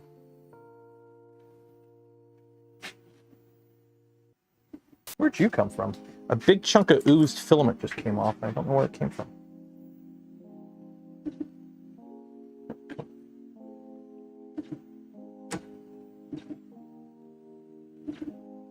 Oh, this thing is putting out so much heat. There we go. It's so hot. I love the power glove. It's so hot. But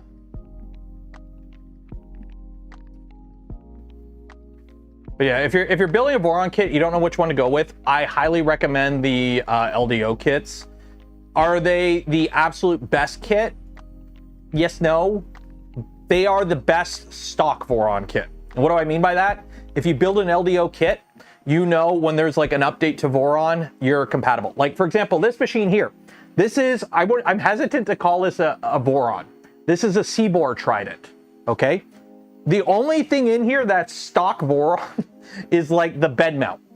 Everything else is aftermarket. There's CNC metal quad XY motor mounts. So all the XY is CNC'd. So that's not stock. And it's all-wheel drive. So we have 4 motors instead of 2. The toolhead's a takeoff toolhead. So that's completely not original. A bunch of stuff under the hood is different. It's got the inverted electronics mod. The screen is in stock. It's got the clicky clack door, which I really love the clicky clack door. It's a Seaboard Trident. It's a heavily modified Seaboard Trident. So, yeah. And I keep forgetting I haven't actually updated the, I gotta update the stupid electronics in here because I think I have it screwed up right. Jupiter front. Where is the stupid... where is the heater?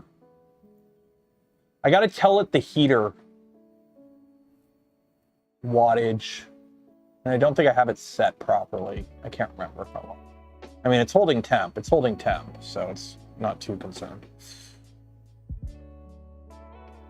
I use the Millennium. Not really. I haven't needed it. I have the Caravera Air, and I really haven't needed that much. And also, I haven't used it because part of the problem with CNC is having somewhere to use it where it's not a pain in the butt. And unfortunately, where I've had it set up has been a pain in the butt. So hopefully, I'm hoping in October. The plan is for September to get the basement studio all set up. It should be done this week, hopefully, or mostly done this week. October is get the dirty side of the garage set up. And by dirty side of the garage, laser, CNC, the big Venture XL, basically like the stuff that's big and makes a mess and takes up a lot of room, that's on the other side of the garage. So that's gonna be the October project for the channel. So, yeah. No, heater power, is that...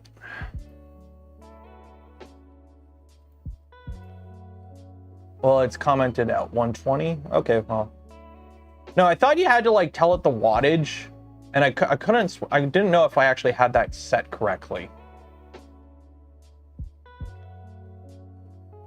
Oh well, it's working, so it's doing its thing. There we go. That was a productive stream. We got the box catted up. That's that. Those are that. I'm printing stuff downstairs for the Prusa, or for the stuff. So I should be able to start putting that stuff up hopefully tomorrow.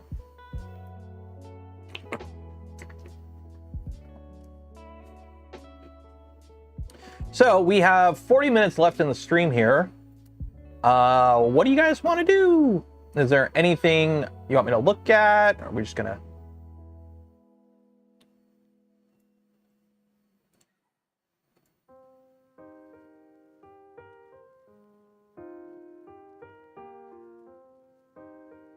Let's see here.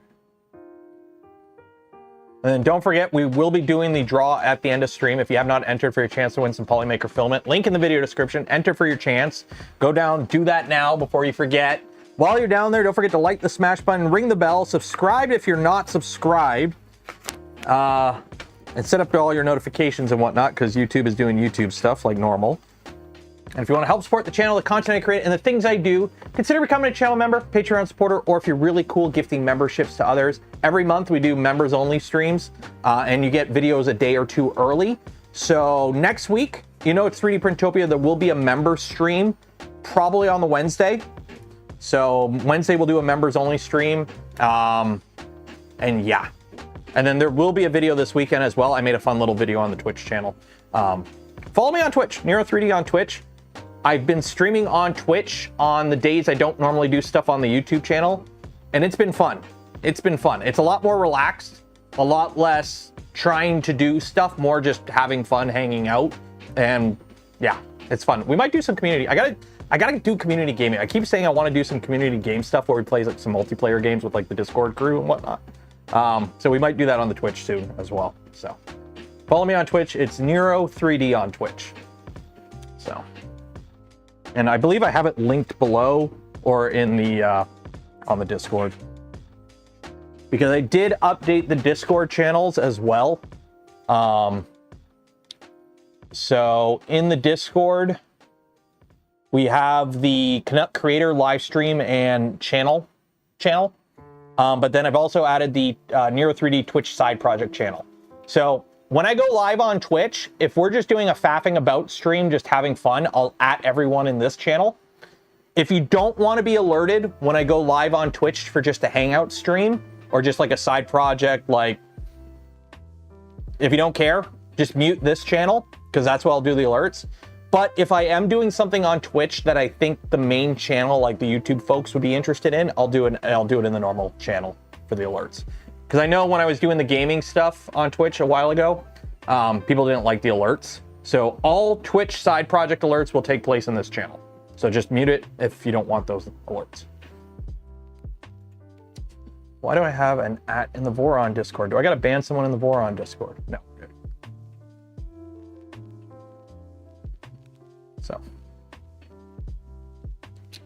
Right now.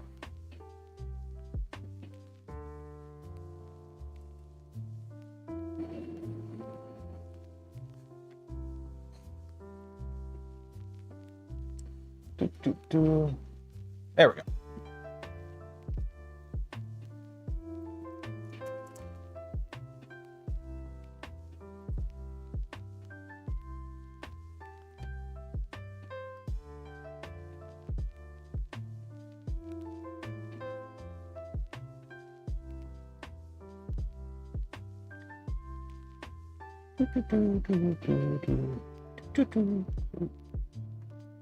I gotta build one of these one day. I've yet to build. I know Steve has built the 3D set stuff. I have never built one of these. I need to build one of these.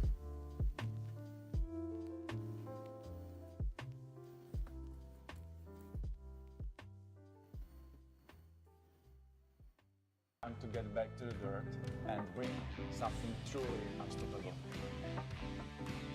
The track with mortal excellence, obvious choice. Easy, just Like, 3D sets, for those that don't know, are like fully 3D printed RC cars and vehicles. Works like on a real track. we tested the portals on the rancher, over 50 kilometers in heavy terrain. Sometimes we just kept asking, what else can it handle?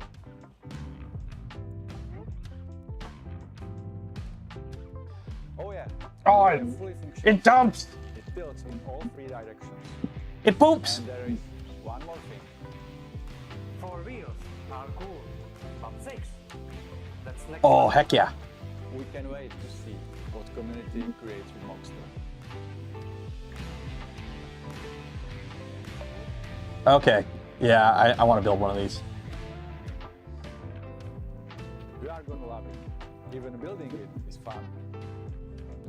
Well, here it is. It took quite a beating, yeah? Might be easier to print than one. That's cool. Yeah, I So let's see here.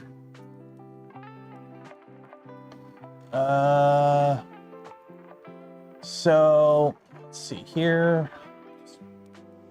Stop all products. So where's the Unimog? So 69. So the question is, I've looked into this before. Okay? I've looked into this before. But these are the files. So where do you get all the hardware? Do they sell kits with the hardware needed? Because I need the hardware. I don't want to have to like go source all the hardware on my own. Do they sell kits? Like, do they sell the hardware anywhere, or is it just the 3D files?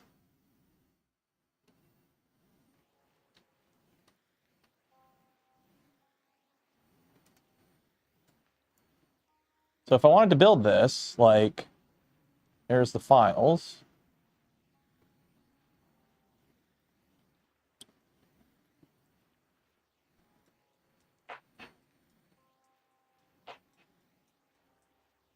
Build guide. Okay, but where is like the hardware? Is the Oskitone put together? I think it got thrown out. I built the Oskitone. I gave it to a little guy and he played with it, and I think it got broke, and then like it just West 3DS kits for the hardware. Okay, I'll talk to him at 3D Printopia, see if they want to be down for some collab or something. Do you know if the Index will be able to handle a heated chamber for ABS? It should have no problem.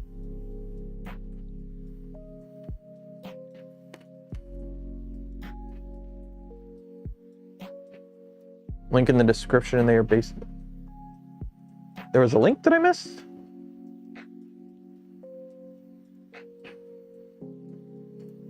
Where was the link? Ooh. So there was a link in the description. Yeah, but I don't want to have to hunt down all the parts individually.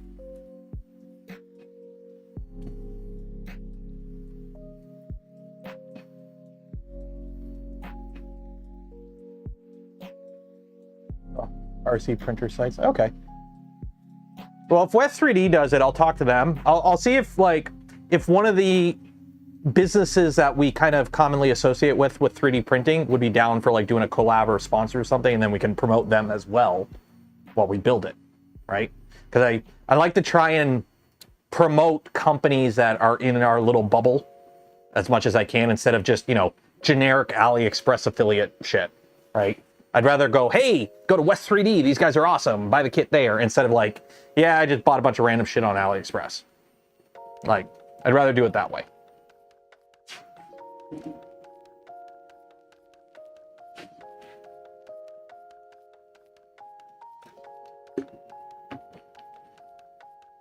Like, I know the hardware, a lot of the screws, the bearings and whatnot, but stuff like motors, electronics, springs, stuff like that.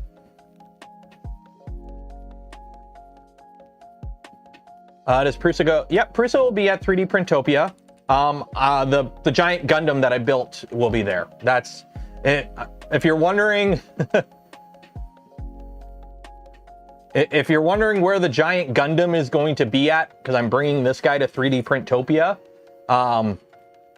it'll be at the Prusa booth. They have a... Shane had to figure out where it's going to fit, because it takes up quite a bit of room. So yeah. Page 6 has it in the manual. Oh, it's in the... Okay, so let's see here. Let's see here. I'm going to turn the air conditioning off. It's hot. Leave it on fan mode, actually. Fan mode. There we go. Truck. That. So let me download the build manual. The Skippy boat trailer. Nice. Yeah, they have a bunch of models. I've looked at these quite a few times over the years. I just never got around to actually building any of them. Okay, so what do you need? Okay, so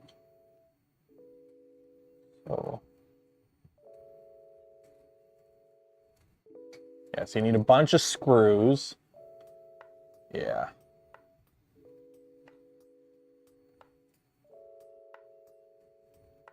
Yeah, so it's just a lot easier, especially like I've kind of made it a habit as well. If anyone's been watching the channel for a long time, you remember when we built the Enraged Rabbit carrot feeder. And then what was the other thing? There was something else I built, and everything was self-sourced. The manual wasn't done. It was basically like, if I'm going to build something on the channel, I prefer doing it when it's done, not like a pre-production thing, not an in-progress thing. That's why I haven't done, that's why I've been not doing Stealth Changer stuff until it was done and kits were out and shipped, because it gets really annoying when, like this happened with Enraged Rabbit carrot feeder.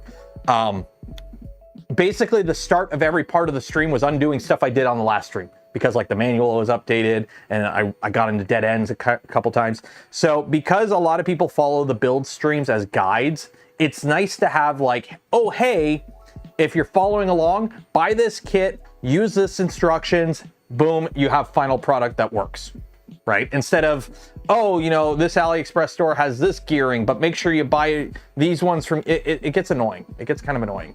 And it makes the following along at home aspect a pain in the butt. Is this an opportunity for LEO? I have no idea. I'm sure LEO could probably get into kits for that kind of stuff, but I don't know if they want to.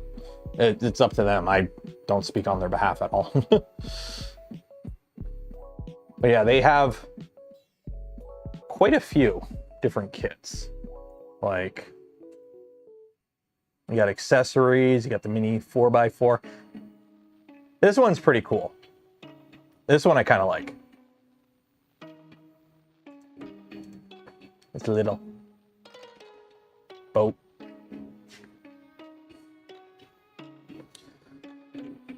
RC printer. Let me check them. RC printer. Build kits. Oh, they do. Okay, they do have kits for the stuff.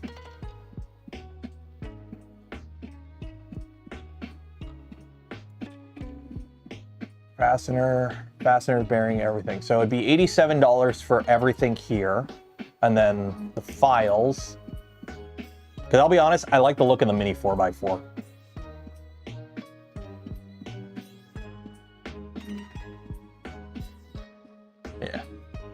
That looks really cool. This was the one I was looking at a while ago, I think. So that's about $100 there, Canadian, plus shipping. That's cool.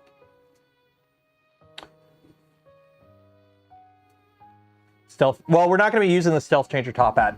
If you're wondering what we're doing on stream tomorrow is getting the LDO or the Tallboy V2 stripped down and ready for stealth changer.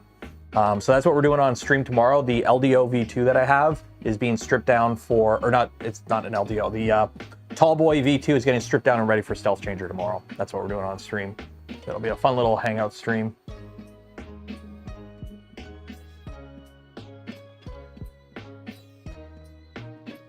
We're almost done the first layer, guys.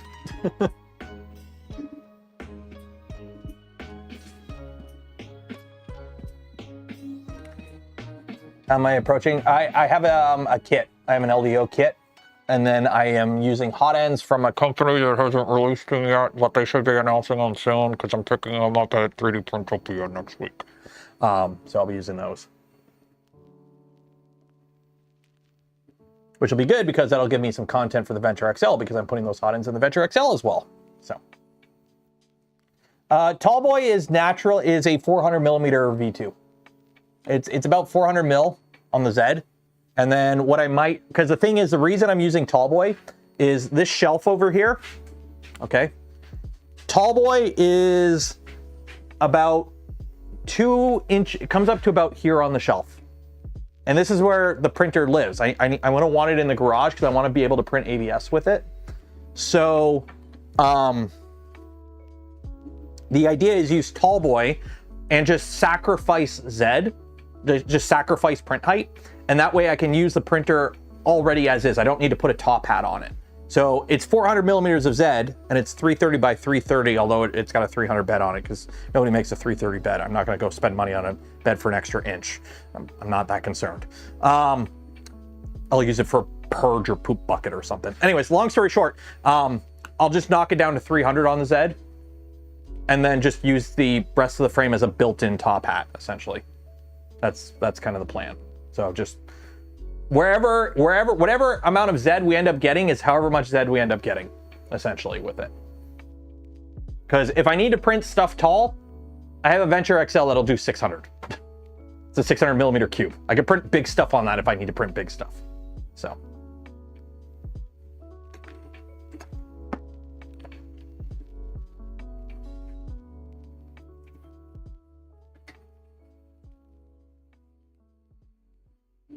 And then there should be enough room on this shelf. Once I clear it off here, I'll get rid of the resin stuff because I'll be honest, I'm not using resin much. I'll have filament storage on the side of it and everything. So.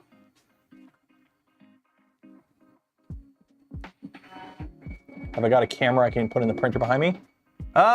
Somewhere. I'm sure there are. I have spare cameras that I could plug in, but the printer is printing right now.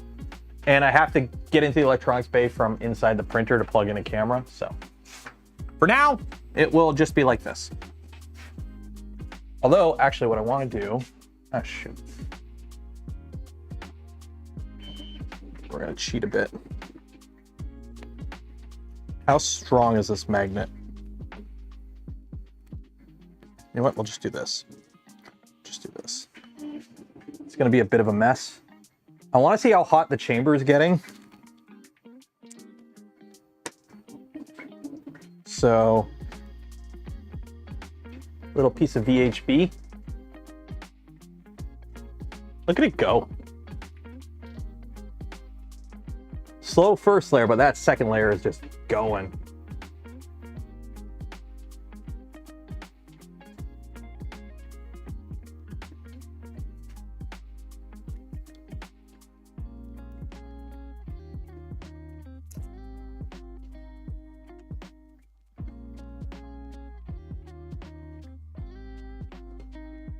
See how good VHB holds up in temperature. Hopefully it's in a spot where if it falls there and it doesn't fall into the bed. There we go. We'll see how hot the chamber is in a minute.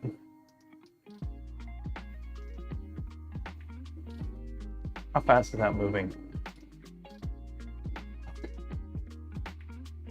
You can't see it.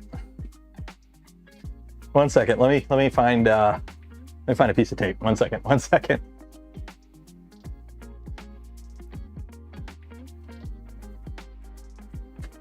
Look how fast this is moving.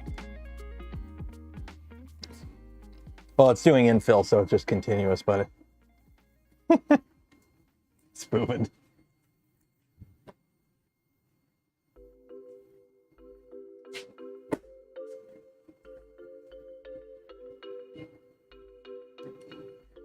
You know it's hot if the VHB fails. That is true. That is true. That is very true.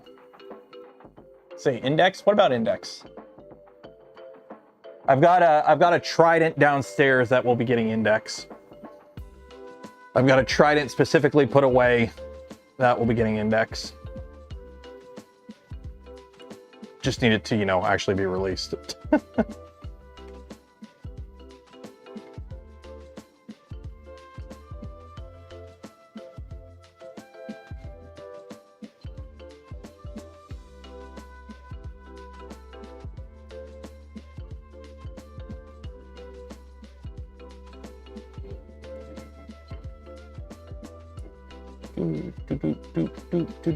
The tube must eat. Feed the tube. Feed the tube.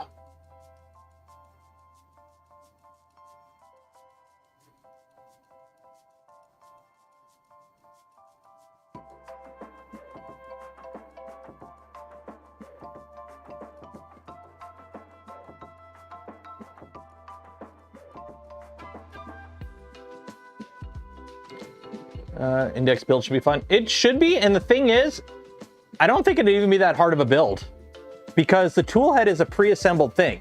So you just mount the tool head to whatever, you know, motion system you have. So you just need like an adapter plate or just whatever. So you mount the tool head and then you just mount the tools wherever they end up being. So honestly, I think putting an index on a Voron is not that complicated. I mean, I watched them doing it at Bondtech when I visited them. I watched them like testing, like playing around with the test mule printers they had. And it's honestly not that complicated of a system because it's all like pre-made components. And especially if you're buying it from them, you just calibrate, go. It actually doesn't seem that complicated. Does index toolhead need Z movement? Nope. I mean, you could. Like you could do it like a stealth changer where you have to come up and grab it and then go down. You could do it that way. But the way they had it where they just had a crossbar in the front and it just went and grabbed it. But you could have them up top and just do that if you wanted to. I'm going to be doing it on a Trident and it's going to be a little bit more involved because I want to spin the gantry around 180. Or not the whole gantry. I want to spin the tool head around because on a Voron, I think I have a example somewhere. Oh yeah, I could just use this. Okay, so hello Saval gantry that I randomly have for some fucking reason. So this is your typical Voron gantry. It is not your typical Voron gantry because this is a Saval. Anyways, long story short, your tool head mounts here. Okay, so you got your tool head mounts here. Okay, and you print around all happy-dory like this. Well, if you look, you have this gap back here where when this goes all the way to the back,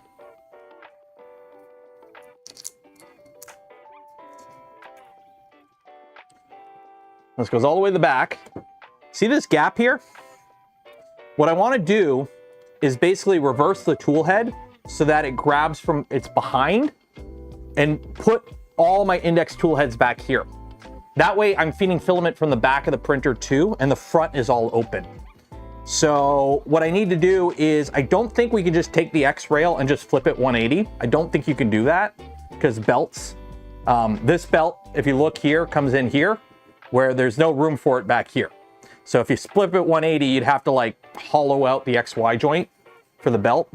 So what I might do is leave the carriage mount on the front and just kind of have a part that envelops it and then mount the index tool head back here and then mount all my tools here.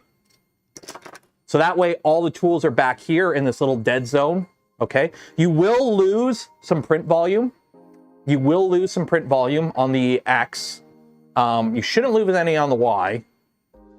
But you can move the bed back, I think, to compensate. I'm not 100% sure. I haven't actually looked at the CAD because I don't have the CAD. But I think that would work. And then also all the filament stays in the back of the machine too. So you don't have to like have the front stays open. I want to leave the front open. What the fuck am I going to do with this thing? I should turn this into like a pen plotter or something, or I'm going to build a sand table out of this. Why not? Make a sand table out of this. That'd be fun.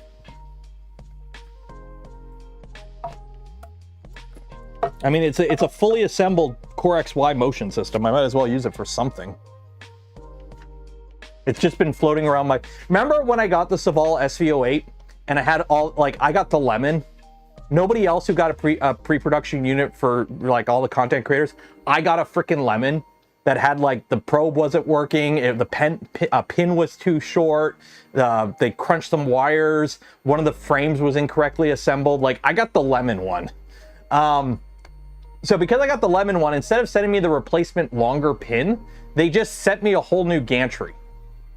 But it showed up after I gave away the printer. So, yeah. I think box turtle will be obsolete. I don't think it will.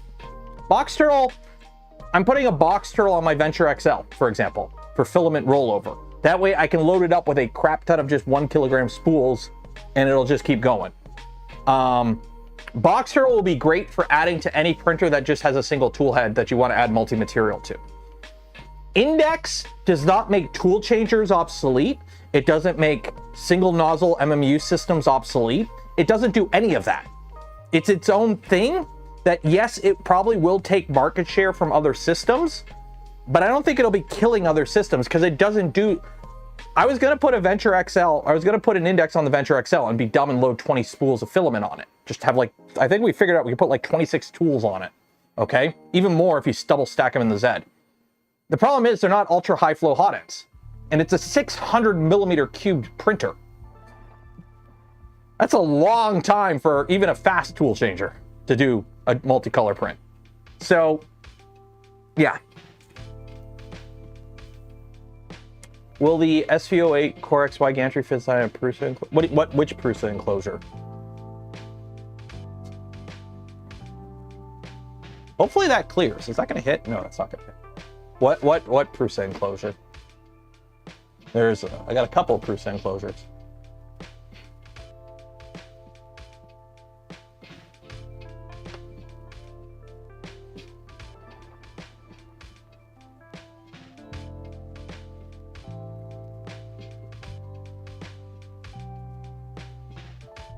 $229 watching and 164 likes. Do you know what's funny? There's over 200 people have entered for the draw. And I made it fun. To enter for the draw, you have to answer the question, and the question is in the video description. So I asked, did you like the smash button? And what is the answer to the question in the video description? That means people went down to the video description, scrolled past the like button, and didn't even hit it. But still read the video description to find the question to answer it in the... Why you do that? Why you do that? Do you have the idea of turning a Prusa enclosure into Core XY? Are you talking about like the Mark IV enclosure? It probably would be rigid enough. The problem is, it's not really designed for having stuff mount to it. Like it's the same type, it's the same sheet metal construction as the Prusa Core 1. Like it's the same, I think it's the same thickness and everything. Yeah, I think it's the same thickness. Same manufacturing style. It's just you'd have to do quite a bit of jury rigging to like mount everything to inside of it, I think. By the way, ever since we replaced it with ABS parts, it's been great.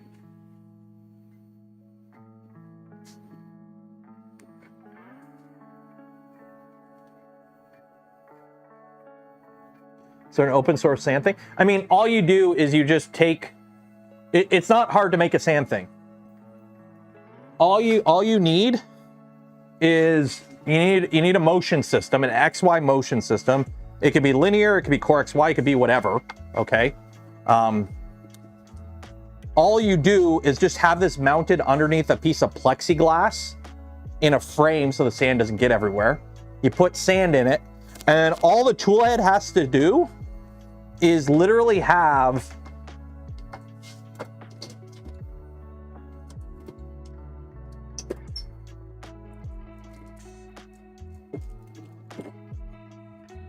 a magnet on it. It just has to have a magnet, and then in the thing above it, you just have a steel ball, and it just moves the ball around, and you just have it set up to do like a pattern. And then you just run it off like an Arduino or something. Like, you don't, it's only 2 motors. You can just use an old ramps. Like, it doesn't need to be crazy. So it'd be kind of fun to figure out how to do a wall mounted one. A wall mounted one would be interesting. Trying to figure out how to do a wall mounted one would be interesting, I think. That would be kind of fun. In fact, do it upside down like this so it's even more compact, and just have the motors be hidden in a frame. I might do that with this. We might repurpose this into that. Might as well use it for something.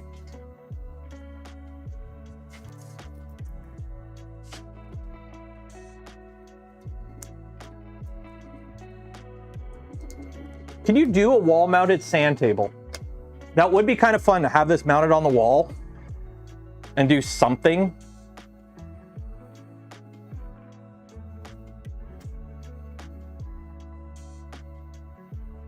That would be fun. That would be fun. Now I got ideas. Now I got something to do when I come back from 3D Printopia, and something to faff about with on the Discord, or on the Twitch streams. How could you do it wall mounted? How could you do a wall mounted sand table? Oh, okay, we're going down a rabbit hole now. Okay, let me clear my wall mounted sand table. Are they called sand? What are they called? Sand tables, like bonsai table? What are they called? Sand table. What are they called? What are they actually called? Zen, like Zen gardens, right? So there, you've seen these, right? These aren't, you know, everyone makes these. I think V1 Engineering has a kit for one. So it's not an original idea at all, right? These have been around for a while. V1 Engineering has a very popular one, but I want a wall-mounted sand Zen table. How could you do this? So these are what they are, you know, they just do the patterns and whatnot. It looks really cool. But if you wanted to make one of these wall-mounted, how would you do that? How would you do that wall-mounted? Magnetic sand, I don't think would work. Yeah, because all it is a motion system. You can use any motion system, right?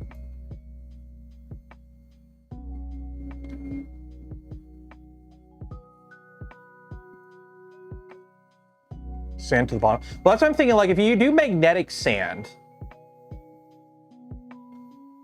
could you do like,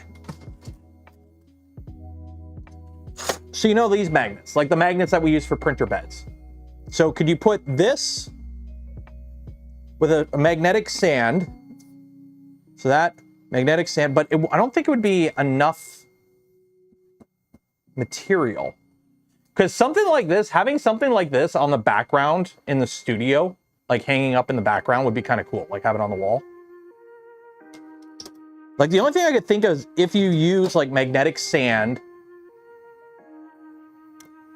But how much magnetic sand would stick to the magnet? Would it be, because look how thick it is here, right? Like you get a decent amount of thickness with these, right?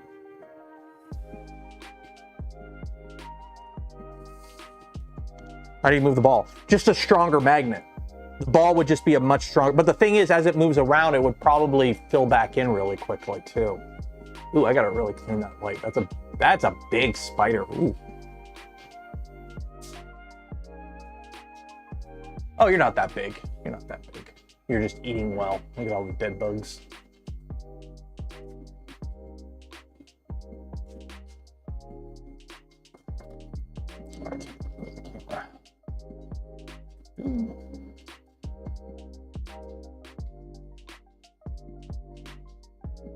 Zoom in on you.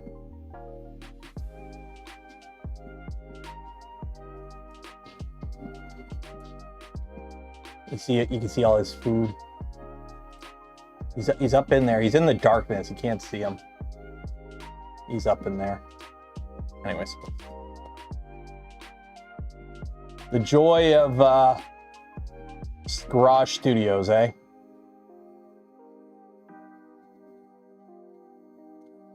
The joys of using your garage as a studio. It's a garage. Outside, it's right there. And especially at night with the bugs.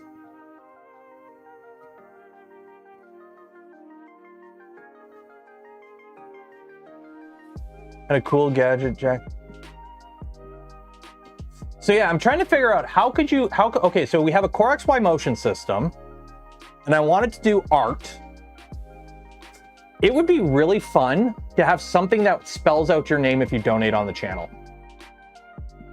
I'm trying to make the Twitch thing into its own like thing, like not as, you know, not that I consider what I do here production values, but less production values and more just like a hangout, like note. Twitch is nice because when you go live on Twitch, you just go live on Twitch, you do whatever, you turn it off, you're done. YouTube, there's the algo. And pissing off the algo is the nightmare. Don't do it. So it'd be kind of fun to have it tied into an Arduino that like spells your name out.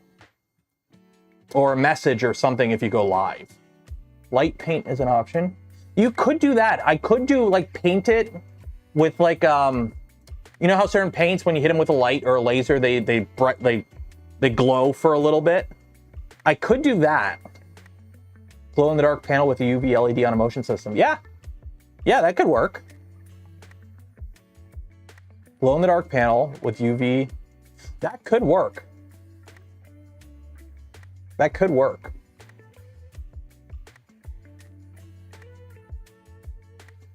Did Chris quit? No. Like Chris from Chris's basement? No. I think he just kind of, just doesn't do as much YouTube stuff.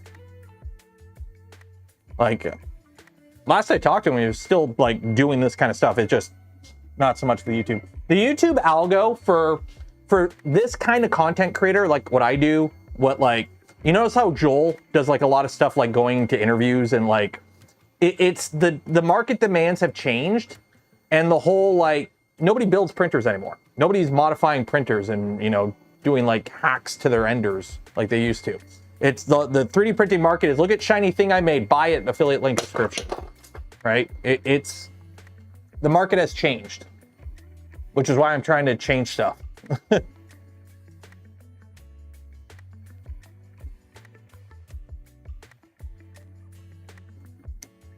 Like, as far as I'm aware, he was never a full-time YouTuber. Like, he has a job. So, UV light on a motion system and glow-in-the-dark UV reactive paint. That would be cool. The printer room, the studio room downstairs won't have any UV light. So I could do that. So, Amazon. We're going to be doing the giveaway in 2 minutes. Enter for the giveaway. We're doing it in 2 minutes. UV reactive panel. Can you buy a UV reactive panel, or I'd have to buy paint? Okay, so I'd have to buy like a clear panel and then paint it with a UV reactive paint. So I'd have to get like a clear plexiglass panel, which I have some, paint it, and then I would have to attach a LED light,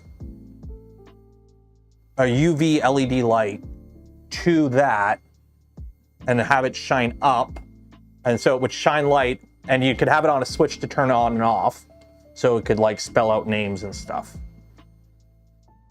That would be fun. Ooh, that's fun. And then we could print a nice like case for it, have it mounted on the wall. Ooh, I really want to do this now.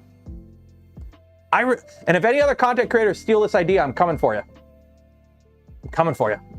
Oh, I really want to do this. Yeah, UV Core XY Etch-a-Sketch. Yeah. So what we would do Okay. So I would have it mounted this way. Okay. So we'd have it motors up. Okay. So that way, motors up or down. It doesn't really matter.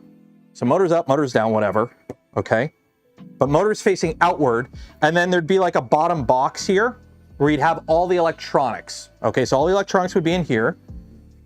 And then this would just have a UV light shining straight out, and we could just have it on an umbilical or something, right? Because it only has to go to there.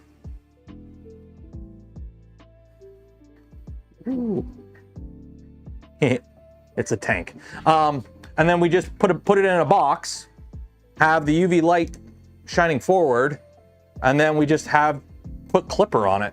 And that way, with Clipper, you could do a plug-in where you can have it send G-code. You could probably have it tied in to take text, convert the text to G-code, and then it could spell out whatever or do patterns or something. Could swap it out to pancake steppers. I could. Or I could just use what's already here and just... Because it's going to be... Like, you still got to fit, like, electronics in here. But... Ooh, I want to make this now. Okay. I know what we're doing on the Twitch stream tomorrow. Or, I don't know, whenever the next Twitch stream is trying to figure that out. Oh, here we go. That's what I knew I put you somewhere. I knew I put you somewhere. It is 51 degrees in here. Well, 50.9 Celsius in the chamber right now.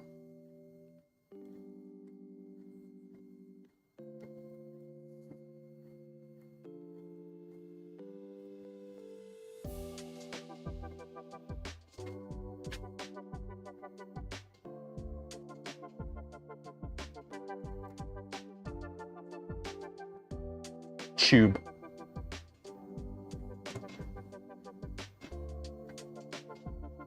Yeah, it's 51C in the chamber right now with no additional heating.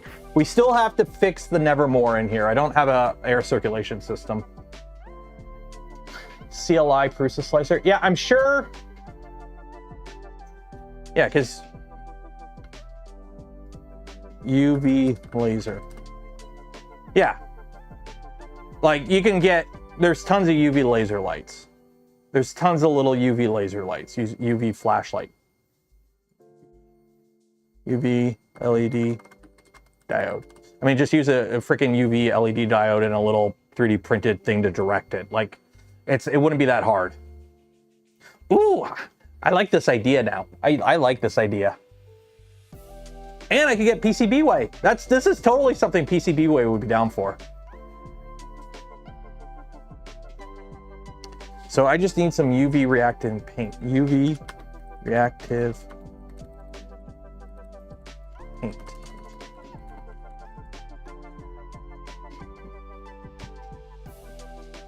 Yeah, like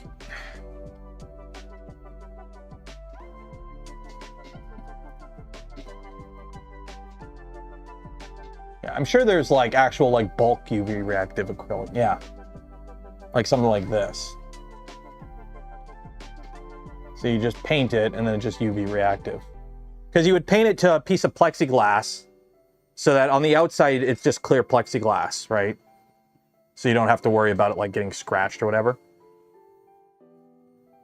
Nevermore, not bad. Well, no, this printer is designed to have air be sucked in from the back and then blown out through the top to circulate. So it's kind of like a mix of a Nevermore and a air filter, but I don't have it in right now because the wiring was all fucked up. So I just ripped it off and just covered it with tape. Okay, let's do this giveaway because I got to make dinner for the family. I got to make din for the fam.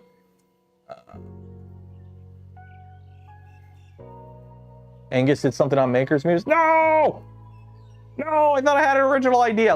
Put the Angus's video in the Discord then, and I'll watch it after we do the draw. All right, let's do this giveaway. Copy.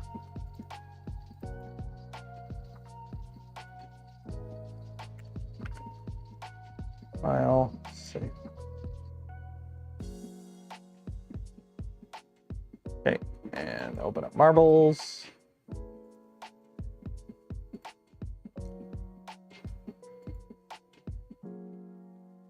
White UV filament. I don't know how long. So the reason I would want to do paint is so that I could just paint, like I could just, if I wanted to, I could swap out the acrylic sheet with a different color. Because like I could do a green, I could do a purple, I could do like, basically just get like a generic UV sheet, like just size the panel for whatever a generic off-the-shelf panel is from like Amazon or Home Depot or whatever. So that way I could have different panels I could swap out for different colors depending on the situation kind of thing. So.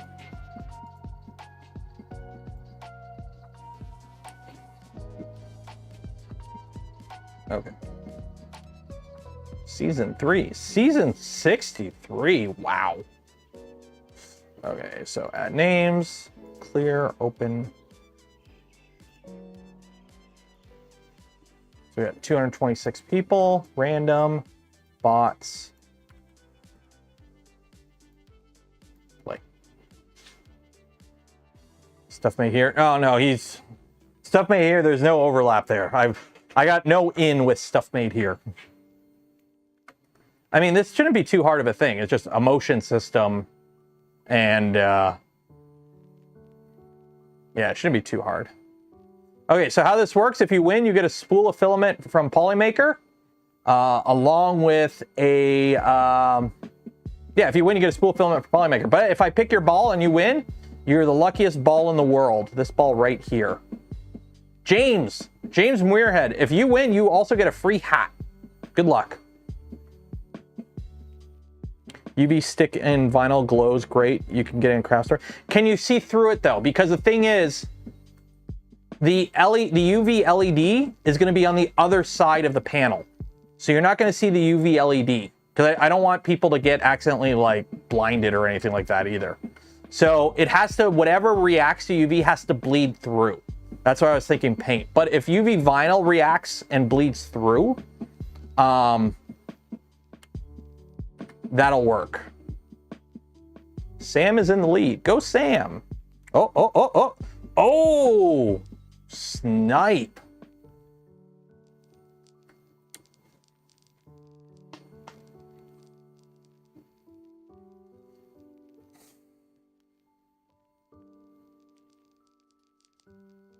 Look at all the people falling. Oh, there we go. So let's see if somebody snipes it. Sissy kid, nope. Who's gonna win? Who's gonna win? Who's gonna win? Who's gonna win? Who's gonna win? It is taking their time. Come on. The Unknown Wog. Congratulations. The Unknown Wog. Congratulations. You have won yourself a spool of filament from POLYMAKER. Golf claps in chat. Pull it up here. Oops, shoot. Control F. Unknown. How do I spell unknown? There we go. Okay.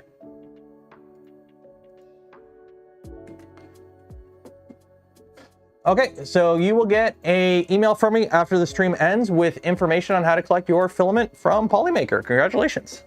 Congratulations. Did someone link that Angus video? I don't think so. Maybe they did. Yeah, Zen Table. So here is Angus's video.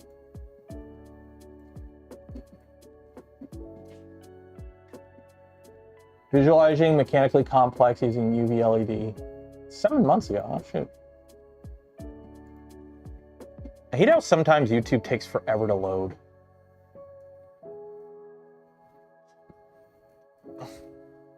Yes.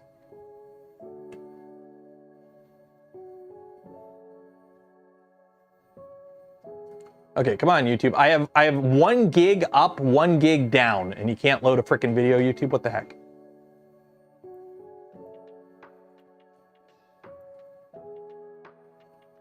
Seriously? Seriously? Okay, I'll watch it later. Anyways, you haven't... Oh, it's loading.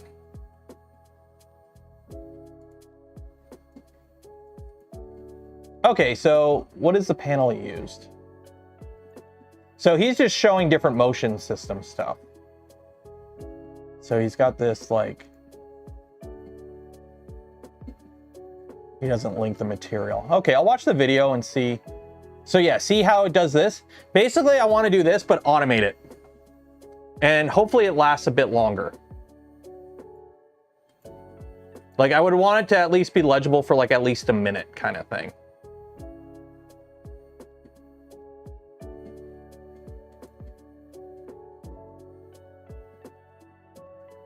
So yeah, see how quickly it bleeds? I would want it to last a little bit longer than that, but yeah. Okay. So we are going to call it there. Give a shout out to POLYMAKER for the spool of filament. We gave away this stream and every stream. Let me just send off the email here quickly. Go. Sweet. There we go. So shout out to POLYMAKER for the spool of filament. We gave away this stream and every stream. Links for them and more in the video description. Some of them, like the Gamer Subs link. Use code Canuck, save some money. Same with like Gamer Gloop, 3D Gloop. And for those that donate to the channel, gifted memberships to others, or became members of the channel yourself, I thank you. Would not be able to do the things I do, create the content I create without your continued support. You make it all possible. There will be a stream tomorrow night. I will see you in the future. Enjoy the rest of your weekend. Be safe out there. Wash your hands and enjoy your weekend. I think I screwed up the order of that. Anyways, good night.